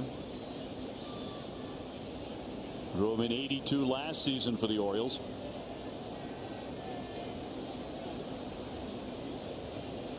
And the 1-0. There's a rocket and caught by Reyes, the runner holding at third. That was a bullet. 2 down. In front of Adley Rutschman. Another hanging breaking ball. At some point, the speed and location actually becomes your fastball, doesn't it? Like it's just the same pitch over and over again. Like, kind of want to put something in the. You throw a fastball here, you talk about Bayou. You don't even know what to look for. Reyes shaking that hand. It has gotten chillier and a little bit of light rain falling again. Rutschman has struck out, grounded out, and struck out again. After going 2 for 5 yesterday. Ground ball and a routine play for Casas. A bobble. The flip is in time. And that retires the side, but an eventful half inning. 5-3. The Red Sox lead has been cut down. Red Sox Baseball on Nest is brought to you by Subaru of New England. There's a lot to love about an all-wheel drive Subaru. And by W.B. Mason, shipping and packaging supplies delivered fast with no expensive freight charges. Baltimore's going to go to the bullpen right now. And Mike Baumann coming on. He has appeared in 4 with an ERA of 6. He was really good for them last year, as he went 10-1 with a 376 earned run average. And Wilyer Abreu will step in to hit for Pablo Reyes, who went 0 for 2. To be followed by Yoshida and then Wong. So the Red Sox lead down to 5-3 in the 6th inning. They lift their starter Irvin, who was charged with 5 runs on 7 hits. That's a little funky delivery, isn't it? Gets that leg out and just sort of lifts and goes. How about winning getting 10 W's out of the bullpen last year? 10-1. I mean, that's a lot of W's. Started the year 9-0. The fourth Oriole pitcher to do that. But this guy doing it out of the pen.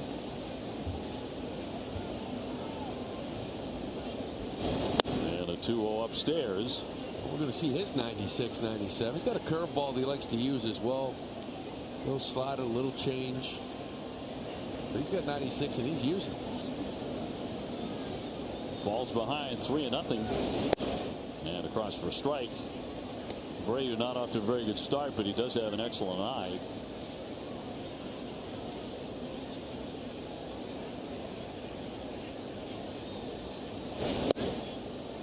You know, we've seen a lot of that right there. Like he's got a good eye and he makes good swing decisions, but I've seen him swing through a lot of fastballs. He lets it fly. But so far this year, a lot more than we saw at the end of last year, they just challenged him with heaters. 3-2. Again coming right at him with that four-seamer. Yeah, he almost got to that one really nice. And he's got a great swing. But you're right, Lulu. There's something, you know, whether or not he's trying to sit back too much. But on those hitters counts, when it's 3-1 hitters counts, get that barrel up and out and go. Down he goes, Hackett. Had to count his way, 3-0, but he winds up with a K in the book. You know, one of the things I loved last year, like he's just such a strong in the box. Like his hands are almost preloaded. And he just has not much movement. That's why he sees the ball so well. And I felt like he was always short to the baseball, making good contact. Right now, it's just a little mechanically, a little off. Just seems a little bit long. Fastball's getting through. Yoshida 0 for 2. He's hit into a double play, and he's also grounded out first to the pitcher. He's trying to get rolling. He has not hit a home run, hitting .211.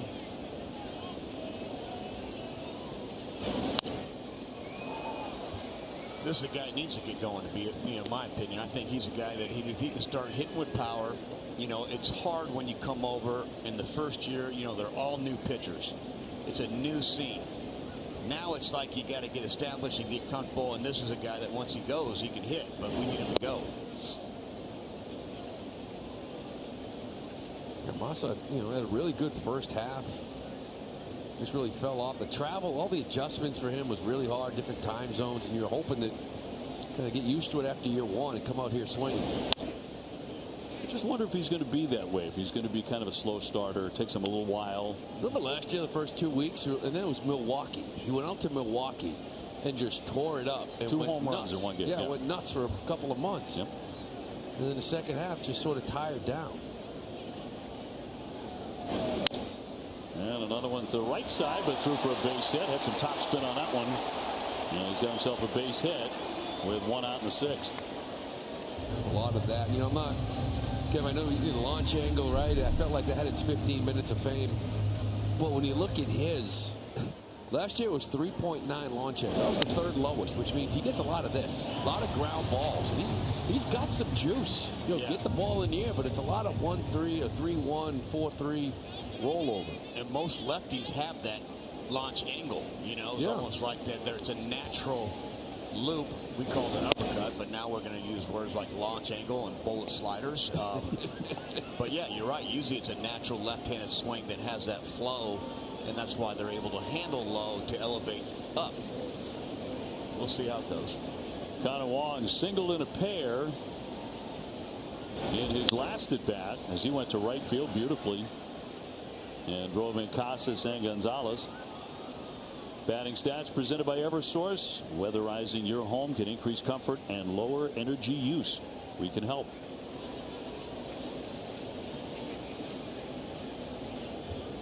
One. Good giddy up on that one, 97.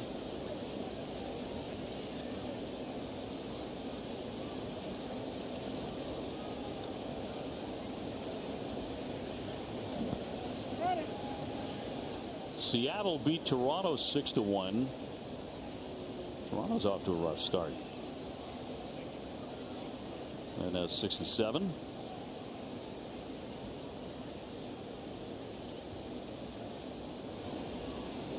Yoshida with the lead with one away. And a cut and a miss and a curveball will put him away. 2 down. See, that's part of it. Bauman's just been coming with 96, 97, top of the zone, blowing it by guys. And that just sort of opens the door now for this put-out pitch. Right? You got to worry about the heater. It's getting by me a little bit. I think I got to cheat. And then he bounces that curveball. You don't see it. It's the benefit of having that power fastball and blowing it by guys. Cedon is 0 for 2 tonight. A strikeout, a ground out. I was going to talk about his contract. I think it's a good contract for the Sox, right? Because defensively, even if he doesn't swing it, which you hope that it's not a finished product, you're going to see Cedon maybe as he gets more at bats, more years under his belt, find out what kind of hitter he really is. But it's hard because he usually swings so early you can't really talk about him. Well, you start off with 60 million or 50 million because you're good defensively. Well, that was nice. You should have made 50 million back then. And then we'll worry about your hitting. Is that how it goes? I mean, somebody had said like Jackie Bradley had made like 8 years, 48 million over his time here. So this guy's 8 years, 50. Yeah. So you're paying for the defense. The question is, if he becomes an offensive player, oh man, you made out, right? And he's got 20 home run power in the minor leagues. He does. But you see the wiry body. I mean, this is a young kid. You fill him out and you get some reps. And I like the signing. I understand it. And who knows? He can play a little short, a little bit of outfield. I know that we're establishing him in the outfield, but let's get something straight. Everybody in the big leagues is a little bit. They move around. The Cody Bellingers, the Mookie Bettses, and you kind of move them around and wherever you can play, as long as you're not skipping a beat. Good to see Theo in there tonight with Craig Breslow as they watch the end of 1-2. Is swung on and missed for strike 3. So some power fastballs in that inning, that's for sure. Last one a curveball, 3 Ks in the inning. NissanUSA.com and by Sullivan Tire and Auto Service. We are always here to get you there. 7th inning coming up. Red Sox deep into the bullpen. Pitching change presented by Sullivan Tire and Auto Service. We're always here to get you there. It'll be Chris Martin off to another good start. 5 appearances with a 180 earned run average, which is considerably higher, if you can believe it, than what he had last year, which was 105. Oh, he's been fantastic. I know the other day it sort of broke up his scoreless streak. A 24-game scoreless streak was broken up out in L.A. So now in his last 42 outings, he's given up 2 runs. Think about it. Seriously, think about that. Some guys just don't age in this game. I mean, he's been doing that with every team he's been with, every organization since he's been here, but he's just a big guy with downhill tilt, heavy bowling ball type fastball. Yeah, nothing but strikes. Strike thrower, he's just one of those perfect bullpen guys. Some guys look at bodies, oh, this is a great shortstop, good right fielder, good catch. This dude's a full-on just pitcher. So a bunch of changes defensively. We showed you those. As Santander hits a high fly to center field, shallow. Duran coming in. He has moved over from left field to center. O'Neill moves from right to left. Abreu's now in right field, and Rafael is playing second base. And this is the flexibility of Rafael. This is what we're talking about. Abreu comes in and pitch hits for Reyes, so it's not like you got to pull him out of the game and say put in, Valdez at second. You can keep Abreu in the game. Now here's Rafael at second base. Maybe before this game's up, you're going to see him back in center field. Or maybe it's short. Who knows? He had a game last year. He started the first game of a doubleheader at shortstop and then played the second game in center field. O'Hearn has gone 0 for 2 with a walk. He'll float that one. Racing out Gonzalez. It's going to drop down for a base hit. So their DH O'Hearn is on with his first hit tonight. As we take a look at FanDuel's same game parlay, bet $5 and you can win $41.40. Mountcastle looking for his 3rd hit. He has singled 2 times, 2 for 3. Red Sox up 5-3 in the 7th.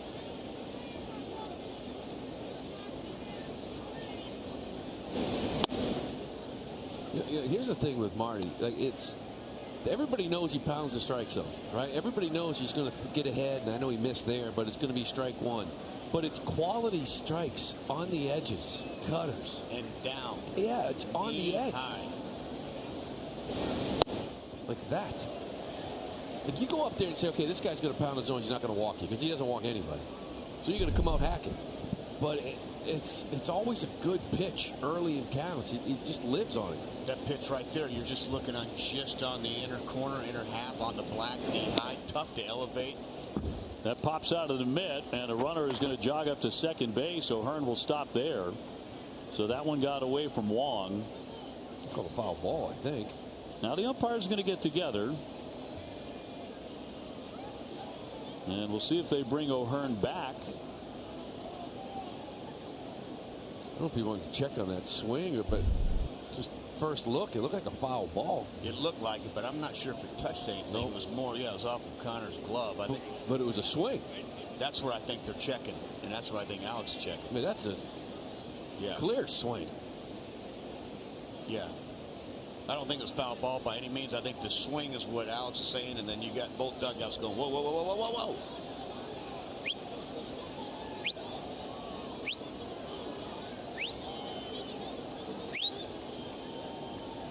So they're going to keep the runner. They should keep the runner, but Alex is asking, did we check it? They're going to keep it at 2-1. I mean, that's awful. The guy swung. That's a terrible call right there. If anything, you're checking the swing. There's no foul ball 100%, but Alex Cora has 1,000%. Well, the reviewable is not at work here as far as a check swing. You can't review that. It's almost like there was too much chaos, right? Like the foul off the ball, trying to figure out if it's a foul ball or not. And meanwhile, you got down there at first base trying to figure out, well, was it a swing? Did we even check it? So man in scoring position here, and he'll back him off. 3-1. That's one thing. If people ask, hey, what's one rule you would change? I'll make one. The umpire is not allowed to call any check swing, so his focus is on the strike zone and stuff like that. And then the first base umpire and third base umpire are the only ones that can call a strike. Good count here from Mountcastle, and that's going to spin inside. That goes to the backstop. And did it hit him? Came very close. That will put him on. And a runner down to third.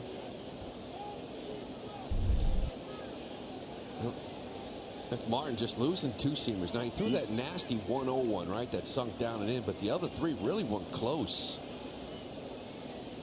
Might have got him on that jersey. I don't know. Either way, it's ball 4. Called a walk, so first and third. But that sinker right now, Chris Martin kind of off. You don't see him walk many guys. Usually it's predominantly cutters from him, just painting sides, right? Unusual to see him lose the strike zone like that. And here's Mullins. Remember, they got 3 last inning. Knocking on the door again here in the 7th. And only 1 out. That's catcher's interference. Boy, is this inning check swing getting weird. Catcher's interference. That'll send a runner down to first and load him up. So this ball was tipped, and then it hits Connor's glove. Is that the sometimes the umpires try to listen, right? And they hear like 2 noises. Yeah, you can see though immediately the glove was hit by the bat before the ball. Yeah, that's interference all day. 100%. But it's just some weird stuff this inning, and then everybody's kind of got their arms up. So a man at every base. Catcher's charged with an error on catcher's interference. And this guy again. And here's Cowser yet again. 2 RBIs tonight, hit 4 yesterday. No place to put him. And a strike. There's that cutter. You got Mullen that first pitch cutter as well, just with that interference, but that's the pitch, man. He can get in on you, hit the swing and miss, elevates it. 1 away, they're all jammed up. 1 ball, 1 strike. So it's O'Hearn, Mountcastle, and Mullins aboard. And a base hit, a walk, and catcher's interference. Red Sox did have a 5-0 lead in the game. Here's the 1-1. And a slicer foul.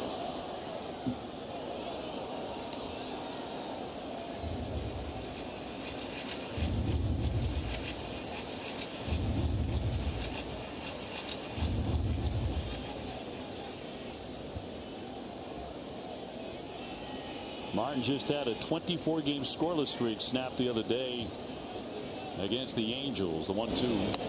And that one is going to bound away. It was off the catcher. The toss home will not get the runner. And they score again. On another weird looking play. Kicked out in front of home plate up the first base line by Connor Wong. The other two advance to second and third.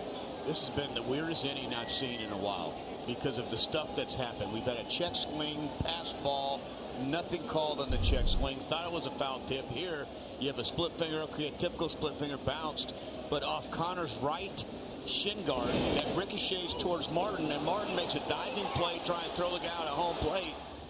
We've had a catcher's interference,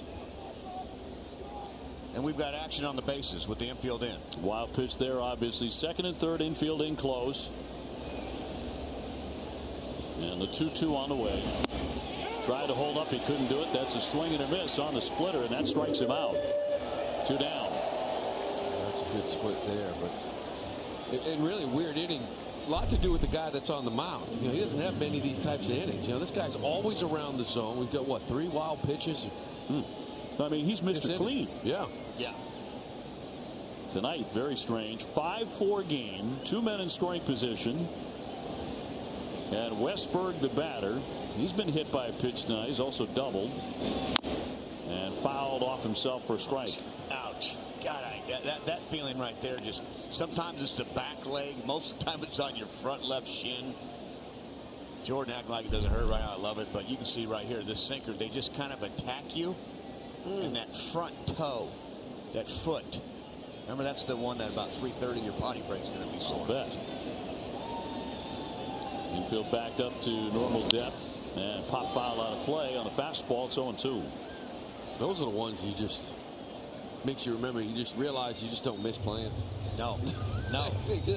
That ankle is going to blow up. I know it's right off that bone or not, but you get here thinking you're going to pull stuff. You get a sinker ball pitcher, and then that's what happens. It just hurts.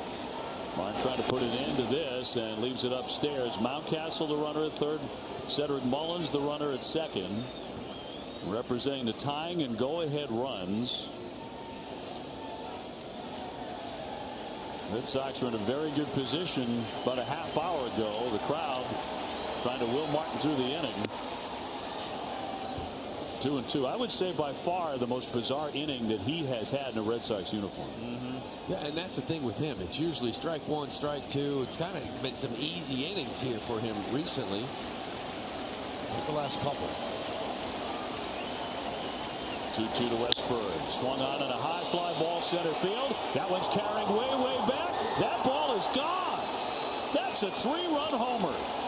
Jordan Westberg torches one. And in shocking fashion, the Baltimore Orioles have the lead on a 3-run homer from the number 8 batter in their lineup. Yeah, let me tell you right now, Jordan put a good swing on this ball, and I'm telling you, you can't tell. Some of these balls are carrying, some of these balls aren't.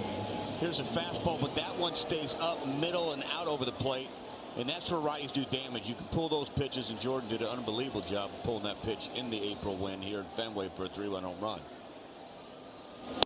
7-5 Baltimore. Yeah, just seeing location off. They wanted that sinker in. They wanted to crowd him again, get back in there, and it ended up more up and out of outer half. Jackson Holliday in his major league debut did pick up his first RBI with a ground out last time. He's 0 for 3. What a turn of events here. The Orioles have scored 7 runs over the last 2 innings. They now lead at 7-5. So the Red Sox 5-0 lead, a distant memory. 1-2. You got a young blood, got a pitch there. Martin thinking that was a strike. Probably not the greatest 0-2 pitch, but I thought it caught some plate. One thing about Jackson, he's coming up here swinging. I mean, he's not afraid to swing that bat. He's got a good middle load. 1-2 bounced up there with the split. 2-2.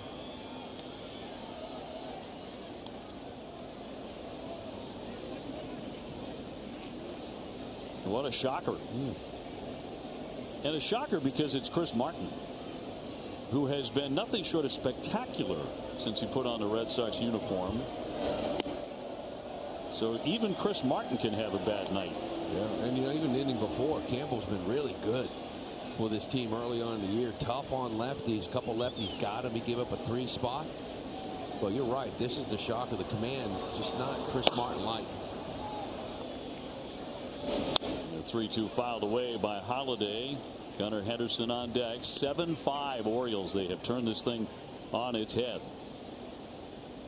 Now you got Slayton getting loose. That pitch count's getting up there for a guy that's not used to throwing a lot of pitches in an inning. Usually pretty quick work from him. 3-2, and that's a swing and a miss. He struck him out to retire the side. Westburg with a 3-run homer, and Baltimore is in front in the middle of the 7th. It's at RedSox.com/5050 through the 6th inning of Friday's game for a chance to win half of the jackpot. See official rules for full details.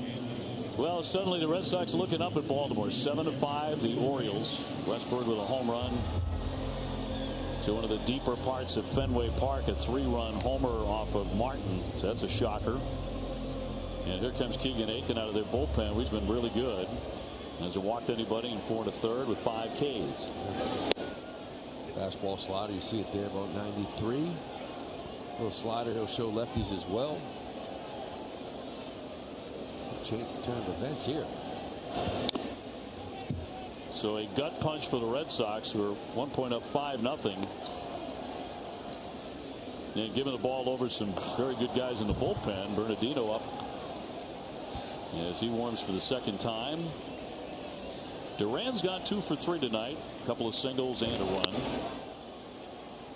Then O'Neill and then Devers. A little pressure on. You get Duran on base right here. You kind of got to bounce back, get that crooked letter. Instead of swinging him at strike 3, 1 away. As he gets him with the slider. This heated rivalry is brought to you by the pros at your New England GMC dealers.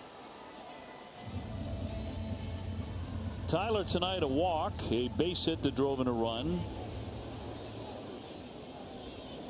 Hitting .353.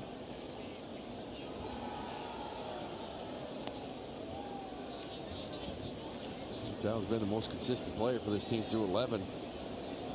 Good at bats, playing well in the field. In for strike. Got the outside corner, huh? Barely.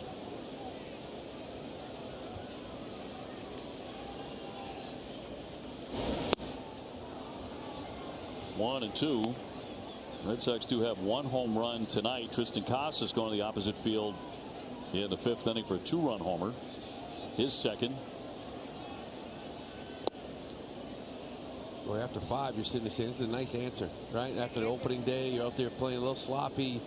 Lot going on. Let's get back to baseball here today. It's a 5-0 lead after 5, and then 2 guys throwing the ball real well for you. Just give a 3 spot and a 4 spot. Cut on and missed. He struck him out. Back-to-back Ks here in the 7th. And 2 away. Kind of nothing special. Just fastball slider, and he's kind of got some swing and miss on that slider with 2 strikes. Brings up Rafael Devers, who's gone 0 for 2 with a walk and a run. He did fly out to center field, taking Mullins deep to the warning track. 396 feet back in the 3rd inning.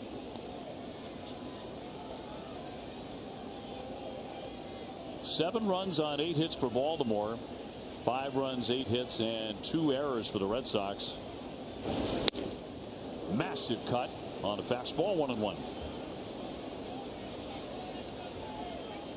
That's now 9 strikeouts here for the Red Sox tonight. That's a number that I'm sure they'd love to get down through the first 11 games. We talk about this Orioles lineup. They don't strike out much. Cutter had a few, but he put the ball in play, put some pressure on the defense. He's striking out a lot here so far early in the year.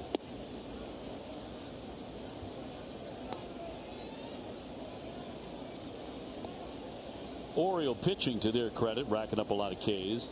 Among the best in baseball in that stat coming in. 2-1. Didn't offer. I love when the players check themselves. check.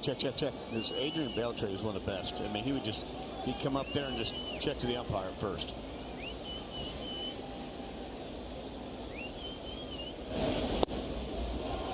going to walk him. So Raffy takes ball 4 for the second time tonight. This comes with 2 down. We'll see if Tristan Casas can do it again. That's a good sign for him, taking some walks. He had a stretch last year where he just didn't walk at all. Gonna pass it on to this man right here who just launched Oppo. Just another example of how strong Casas is.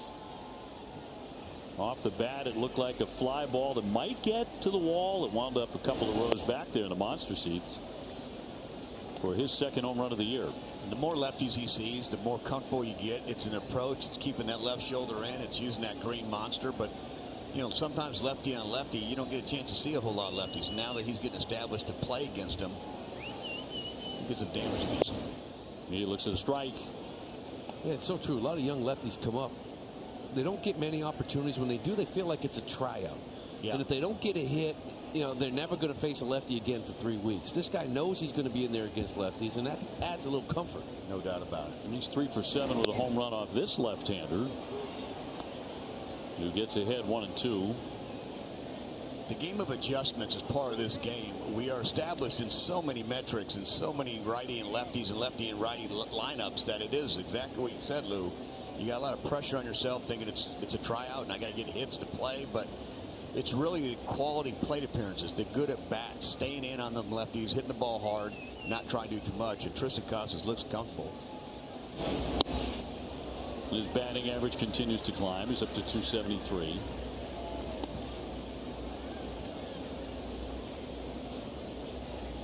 Has a base hit along with a home run tonight. Baltimore up by 2.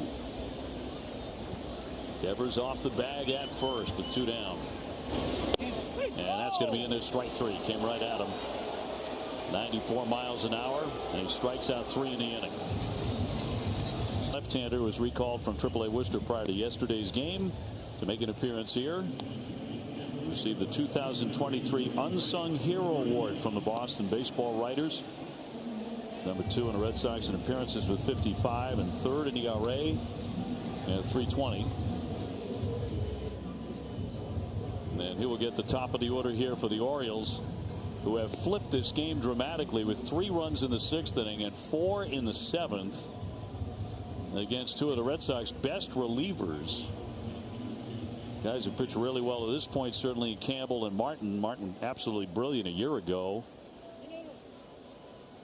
Well, a tough night for those guys. So 7-5 Baltimore. And Gunnar Henderson will lead things off. He's gone 0 for 3 with a walk. It's good to see Bernie back up here. Last year, so good for them. Really good against lefties. They hit 169 off him, but they went with Joely Rodriguez out of camp. They want him to work on getting righties out. They hit 304 off him last year. Liner, that one hooked, and a foul ball, but a wicked line drive by Henderson. Fastball, curveball. Calls it a curveball from this arm angle. It's kind of like sweepy. But they just wanted to, you know, with the 3-hitter minimum, you got to come in. You got to get lefties and righties out, especially late in the game. They're going to be pinch hitting. No, I agree. He's got good makeup, though, you know, and it's like you said, he's got to make that adjustment and figure out what that pitch is to righties. He came in some big spots. You talk about makeup. He's a tough kid. He'll execute. He doesn't panic. He comes right at you. Shot toward the gap. On the move, Duran. He's going to have that one bounce right by him onto the triangle up against the 420 mark. Henderson rounds second. He's into third, sliding. Could have been standing. He's got himself a triple to begin the inning.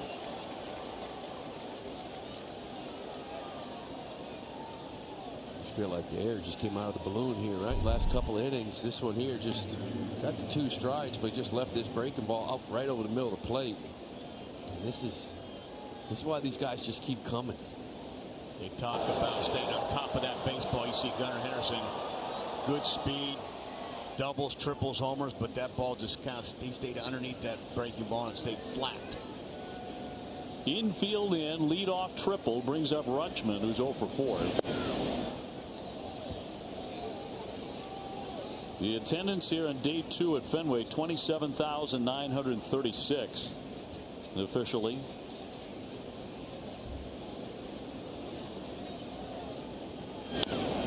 ball on the curve, 0-2.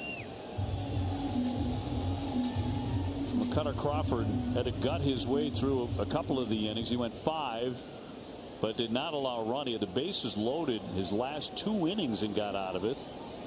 Red Sox grabbed a 5-0 lead and were feeling pretty good. Yeah.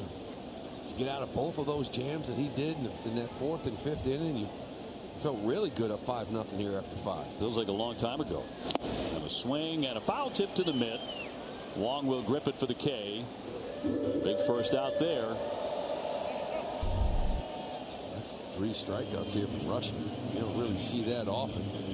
And Bernie, that was so good against lefties last year, gives up the triple to the lefty and punches out the switch hitting Rutschman. We were saying the same thing about Campbell, how good he'd been against lefties. All of a sudden, a slew of hits off him by lefties. Santander now, big time run producer for them. And on the night, 1 for 4. Last year, 41 doubles, 28 homers, drove in 95. And I'd be careful here. I mean, it's a big run. You know, you still got to, you're down by 2. Infield's in. You got to make pitches. You still got a base. And you open up the double plate depth. 1-0.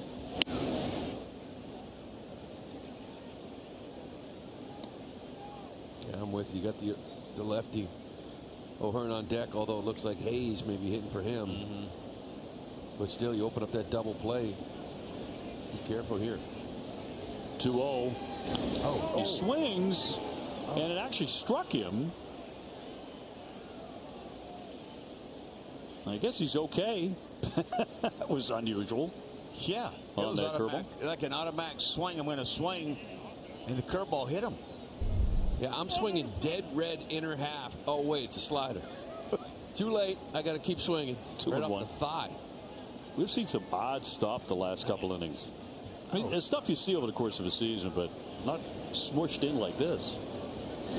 He'll lace that one foul. Weird night. Like that eclipse is coming back. Where's my glasses?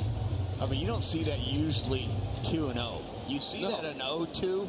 We've seen that, but 2-0 usually you're kind of locked in, laser tight. But he didn't see the spin there and dot fastball, and it hit right that right quad. 2-2 infield in. He fouls it away. Runner on at third.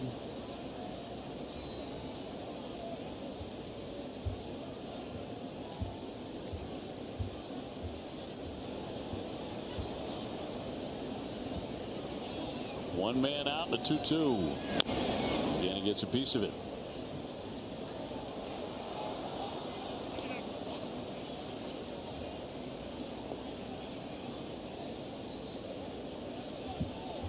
Red Sox got a run in the 3rd, 2 in the 4th, 2 in the 5th. Orioles came back with 3 in the 6th, 4 in the 7th to lead at 7-5. You were playing Oakland there a couple weeks ago, thinking, okay, you put 5 on them early, right? They quit. They come back the next day. They start thinking about the next day. Not these guys. They're young, but this is a good team. 5-0's a challenge to them, right? Grinding at bats, one by one. Got used to winning last year.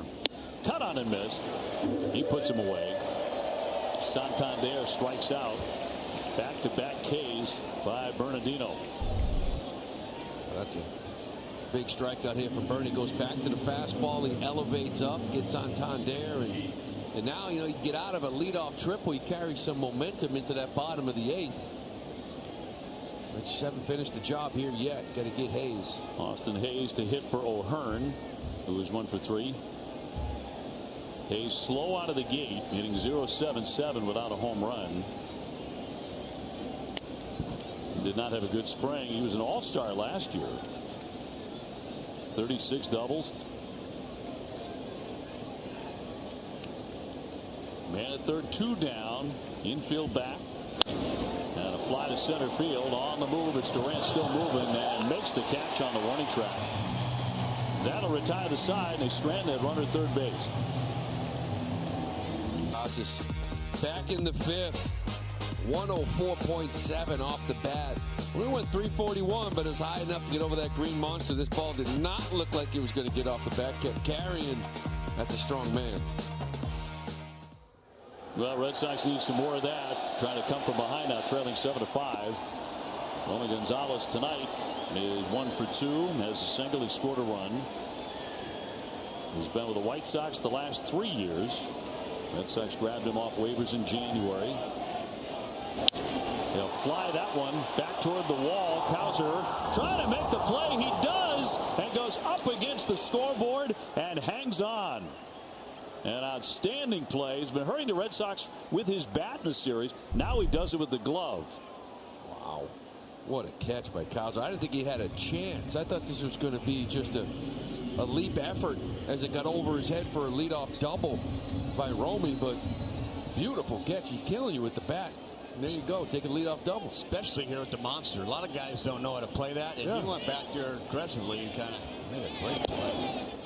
Brings up Abreu. That's the toughest one at Fenway Park, right? The line drive. Yeah. The ball off the wall, you back up, take it on a hop, try to find the angle, but knowing where that wall is to go back and make a catch. Well, using his height, full extension, and hauled it in.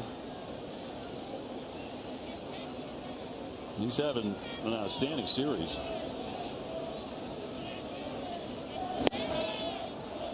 One and two on Abreu. That's such a big play, too. You know, you're up 2 runs, you're on the road, Fenway Park. That ball gets down for a double. People start getting into it a little bit more. You start feeling a little bit of the pressure. Instead, boy, the defense matters. Abreu gets a piece of that, fouls it away. Good slider count right here. Now, you know, you'd sit right here. He's been late on a few fastballs. Do they go back there again, or is he going to try to break this slider off right here? Went with the slider again. Abreu just 2 for 17 out of the gate.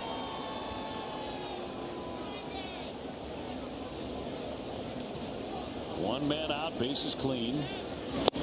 And that's going to be in there, strike 3.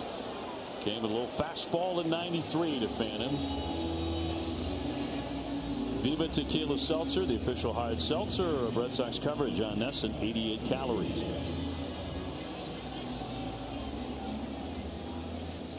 Yoshida 1 for 3 tonight, singled his last time up. Sox have been out hit 9-8.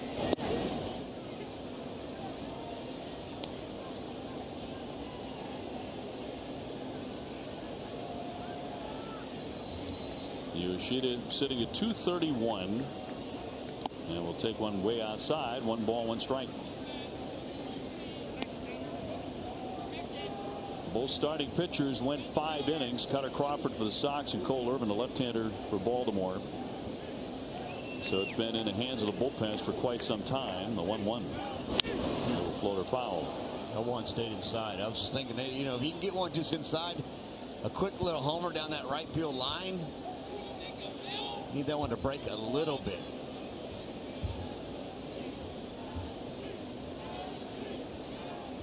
Higgins 1-2. There's another fly ball headed back toward the wall. Cowser headed that way, backed it up, and makes another fine play. He makes the catch. His back draping up against the monster, and the Red Sox will go 1, 2, 3.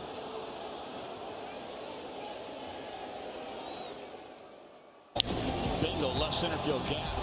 But unfortunately, Colton Cowser making a great play and a tough play here at the Monster. And then Yoshida comes back in another ball. You're thinking off the Monster as soon as he leaves the bat. And it's almost like he's been out there for 10 years, knows exactly how far that is, and makes another great catch. And he's also driven in 6 runs in the first 2 games of the series. So he's been a pain in the neck. And it remains 7-5. Orioles going to the 9th inning. Bernardino will stay on to face Mountcastle, who has 2 hits and a walk tonight, with a pair of singles. So on to the 9th at Fenway. It's been a dreary evening, off and on light rain as it's gotten colder and colder. And then the game just turned on its head between innings 6 and 7. All the talk with Gunnar and Rushman and Jackson Holiday. Cowser, 5th overall pick in 2021. Another kid. He's out of college. Little ground ball to the right side. Rafaela. And plenty of time. One gone. Cedon moving from center field to second base in the late stages of this game. And now Mullins. He's been in the thick of it. He scored a couple of runs tonight. Last time up, reaching in a bizarre 7th inning, a catcher's interference.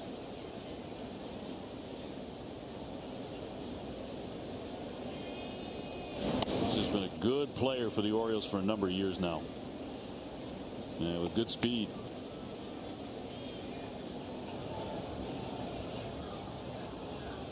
Kimbrel is their closer. And the Red Sox did put up a vignette of his time with the Sox in 2018.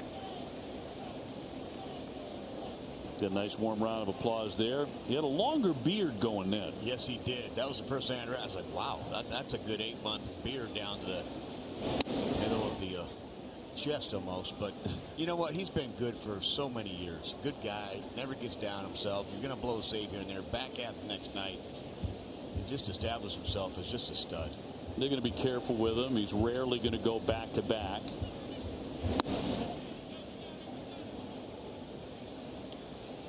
You got Cano out there with him as well, so you maybe close with him on nights. Kimbrel, will go back to back like you said. Sox got some lefties. Wong, Rafaela kind of leading off that 9th. You wonder if McGuire, maybe even Valdez gets in there to face the righty. 3-1 coming.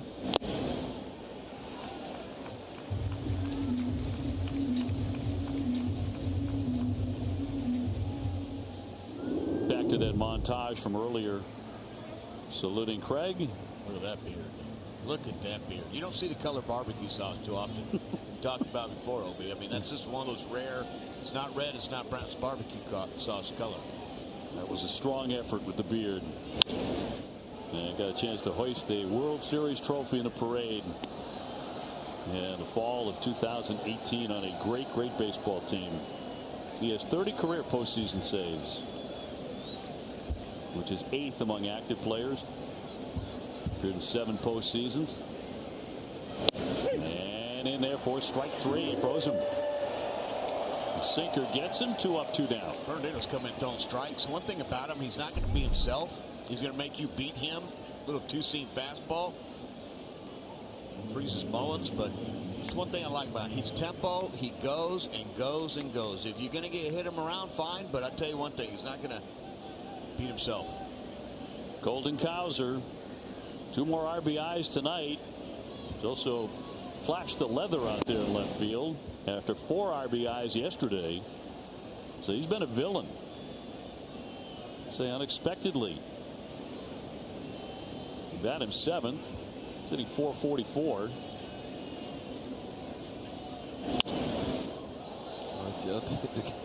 Really the 3-run bomb too. Jordan Westburg. He was a 2020 first-round pick. I mean, it just never ends. It was hard to get drafted when I played. I never got drafted. These guys got 1-rounders, 1-rounders, and 1-rounders. Huh, Obi? Yeah, first and second rounders, and more coming, and their farm system is loaded. Yes. In great shape. And a top prospect right there, Jackson Holiday, making his big league debut tonight as a second baseman. Little ground ball yanked to Casas. He'll flip on and in time for the out. 1, 2, 3 they go. Red Sox need 2 to tie as we go to the bottom of the 9th. 4 tickets, 4 Fenway Franks, and 4 fountain drinks starting at just $99. Buy your tickets now at redsox.com/family 4-packs. Well, the remaining fans at Fenway hoping for a rally. 7-5 Baltimore to the bottom of the 9th inning here. Craig Kimbrel, former Red Sox closer, now 35 years old. He's had 11 seasons of 20 or more saves. That is tied for 5th most all time. He became the 8th pitcher in Major League history to reach 400 saves last year at Atlanta. Trying to lock this one up for Baltimore as they look to take the first 2 games of this series Reese McGuire has been swinging a very good bat. Will hit for Connor Wong to begin the inning. Reese at 322 home runs, 8 runs driven in. And fooled on the first one, that breaking ball, a good curve for strike one. And he's got that four-seamer. He's still running up there. Not as much as before. 93 this year. Usually up in that 95, 96 range. That and the knuckle curve.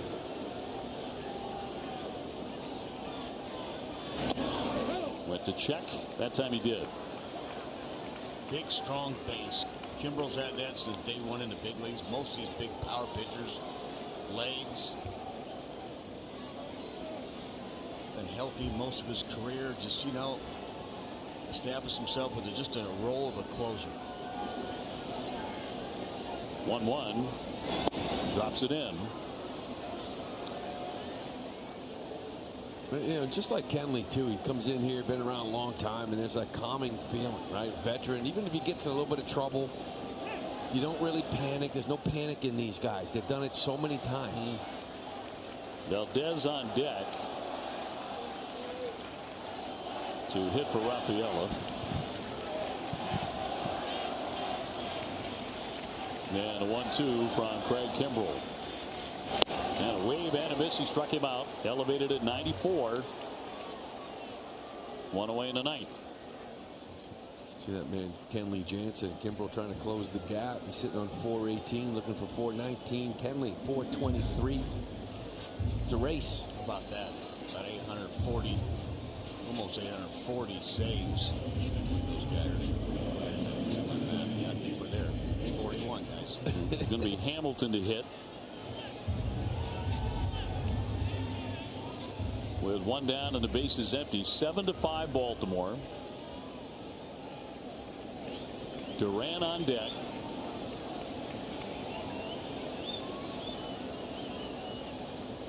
And he'll look at a strike. Likes that curveball still. He's getting it over too. He got Reese to chase the first one, but now he's getting that thing over for strikes. Low back door piece. He can elevate with the heater.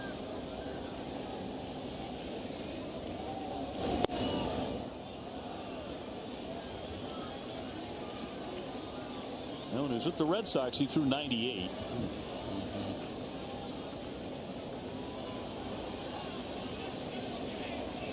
Here comes his 1-1. Back to the hook. That's 3 in a row. Started first couple over there to Reese. Got him with 93, 94 up. But that's, yeah, you come in facing Kimbrel, you are ready for dead red because that's all you remembered is that 95 to 98, 99. He's making his adjustments as he's grown old. 1-2. Got him. 93 miles an hour, but it's enough. Back-to-back strikeouts here in the ninth. See, right now, 93 is playing harder because, you know, you're sitting on 83, 84, 85 your first 3 pitches. David Hamilton here at 93 creeped up with 2 strikes. It's all location, right? Getting that curveball over for strikes, getting you thinking about it. That fastball there perfectly located on top of the zone. Durant 2 for 4, pair of singles and a run. Fouls it away for strike 1. He started him with the fastball.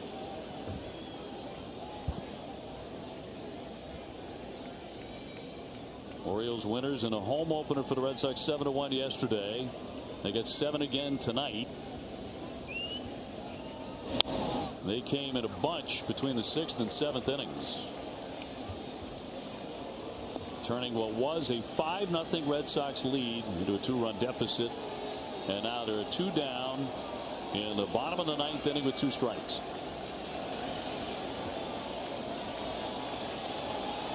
And Kimbrel trying to end it right here on Jarren Duran.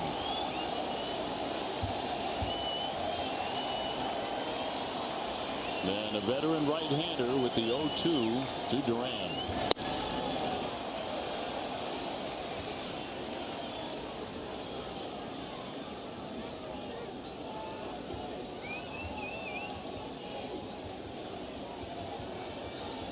Nobody aboard and 2 down here in the last half of the 9th inning.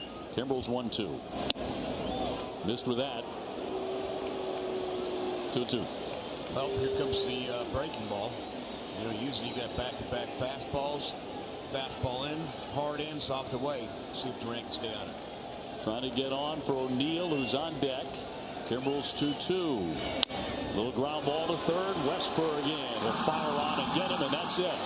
Baltimore with that rally in the 6th and 7th inning. Really a stunner. Turned the game on its ear, and they win 7-5. Feel good after Casas went deep up 5-0, but you got to find a way to finish it out. And two guys that have really thrown the ball real well for you. Isaiah Campbell and Chris Martin just wasn't their night here tonight. Yeah, just a weird inning that happened, and 7 runs in 2 innings. It just established a quick W and a comeback for the Orioles. Bounce back tomorrow. 7-5 the final. Baltimore wins the first 2, so they've won the series. Red Sox trying to salvage it, at least get a win tomorrow in the finale. We shall see. TC, Will, and Jim coming your way after the break.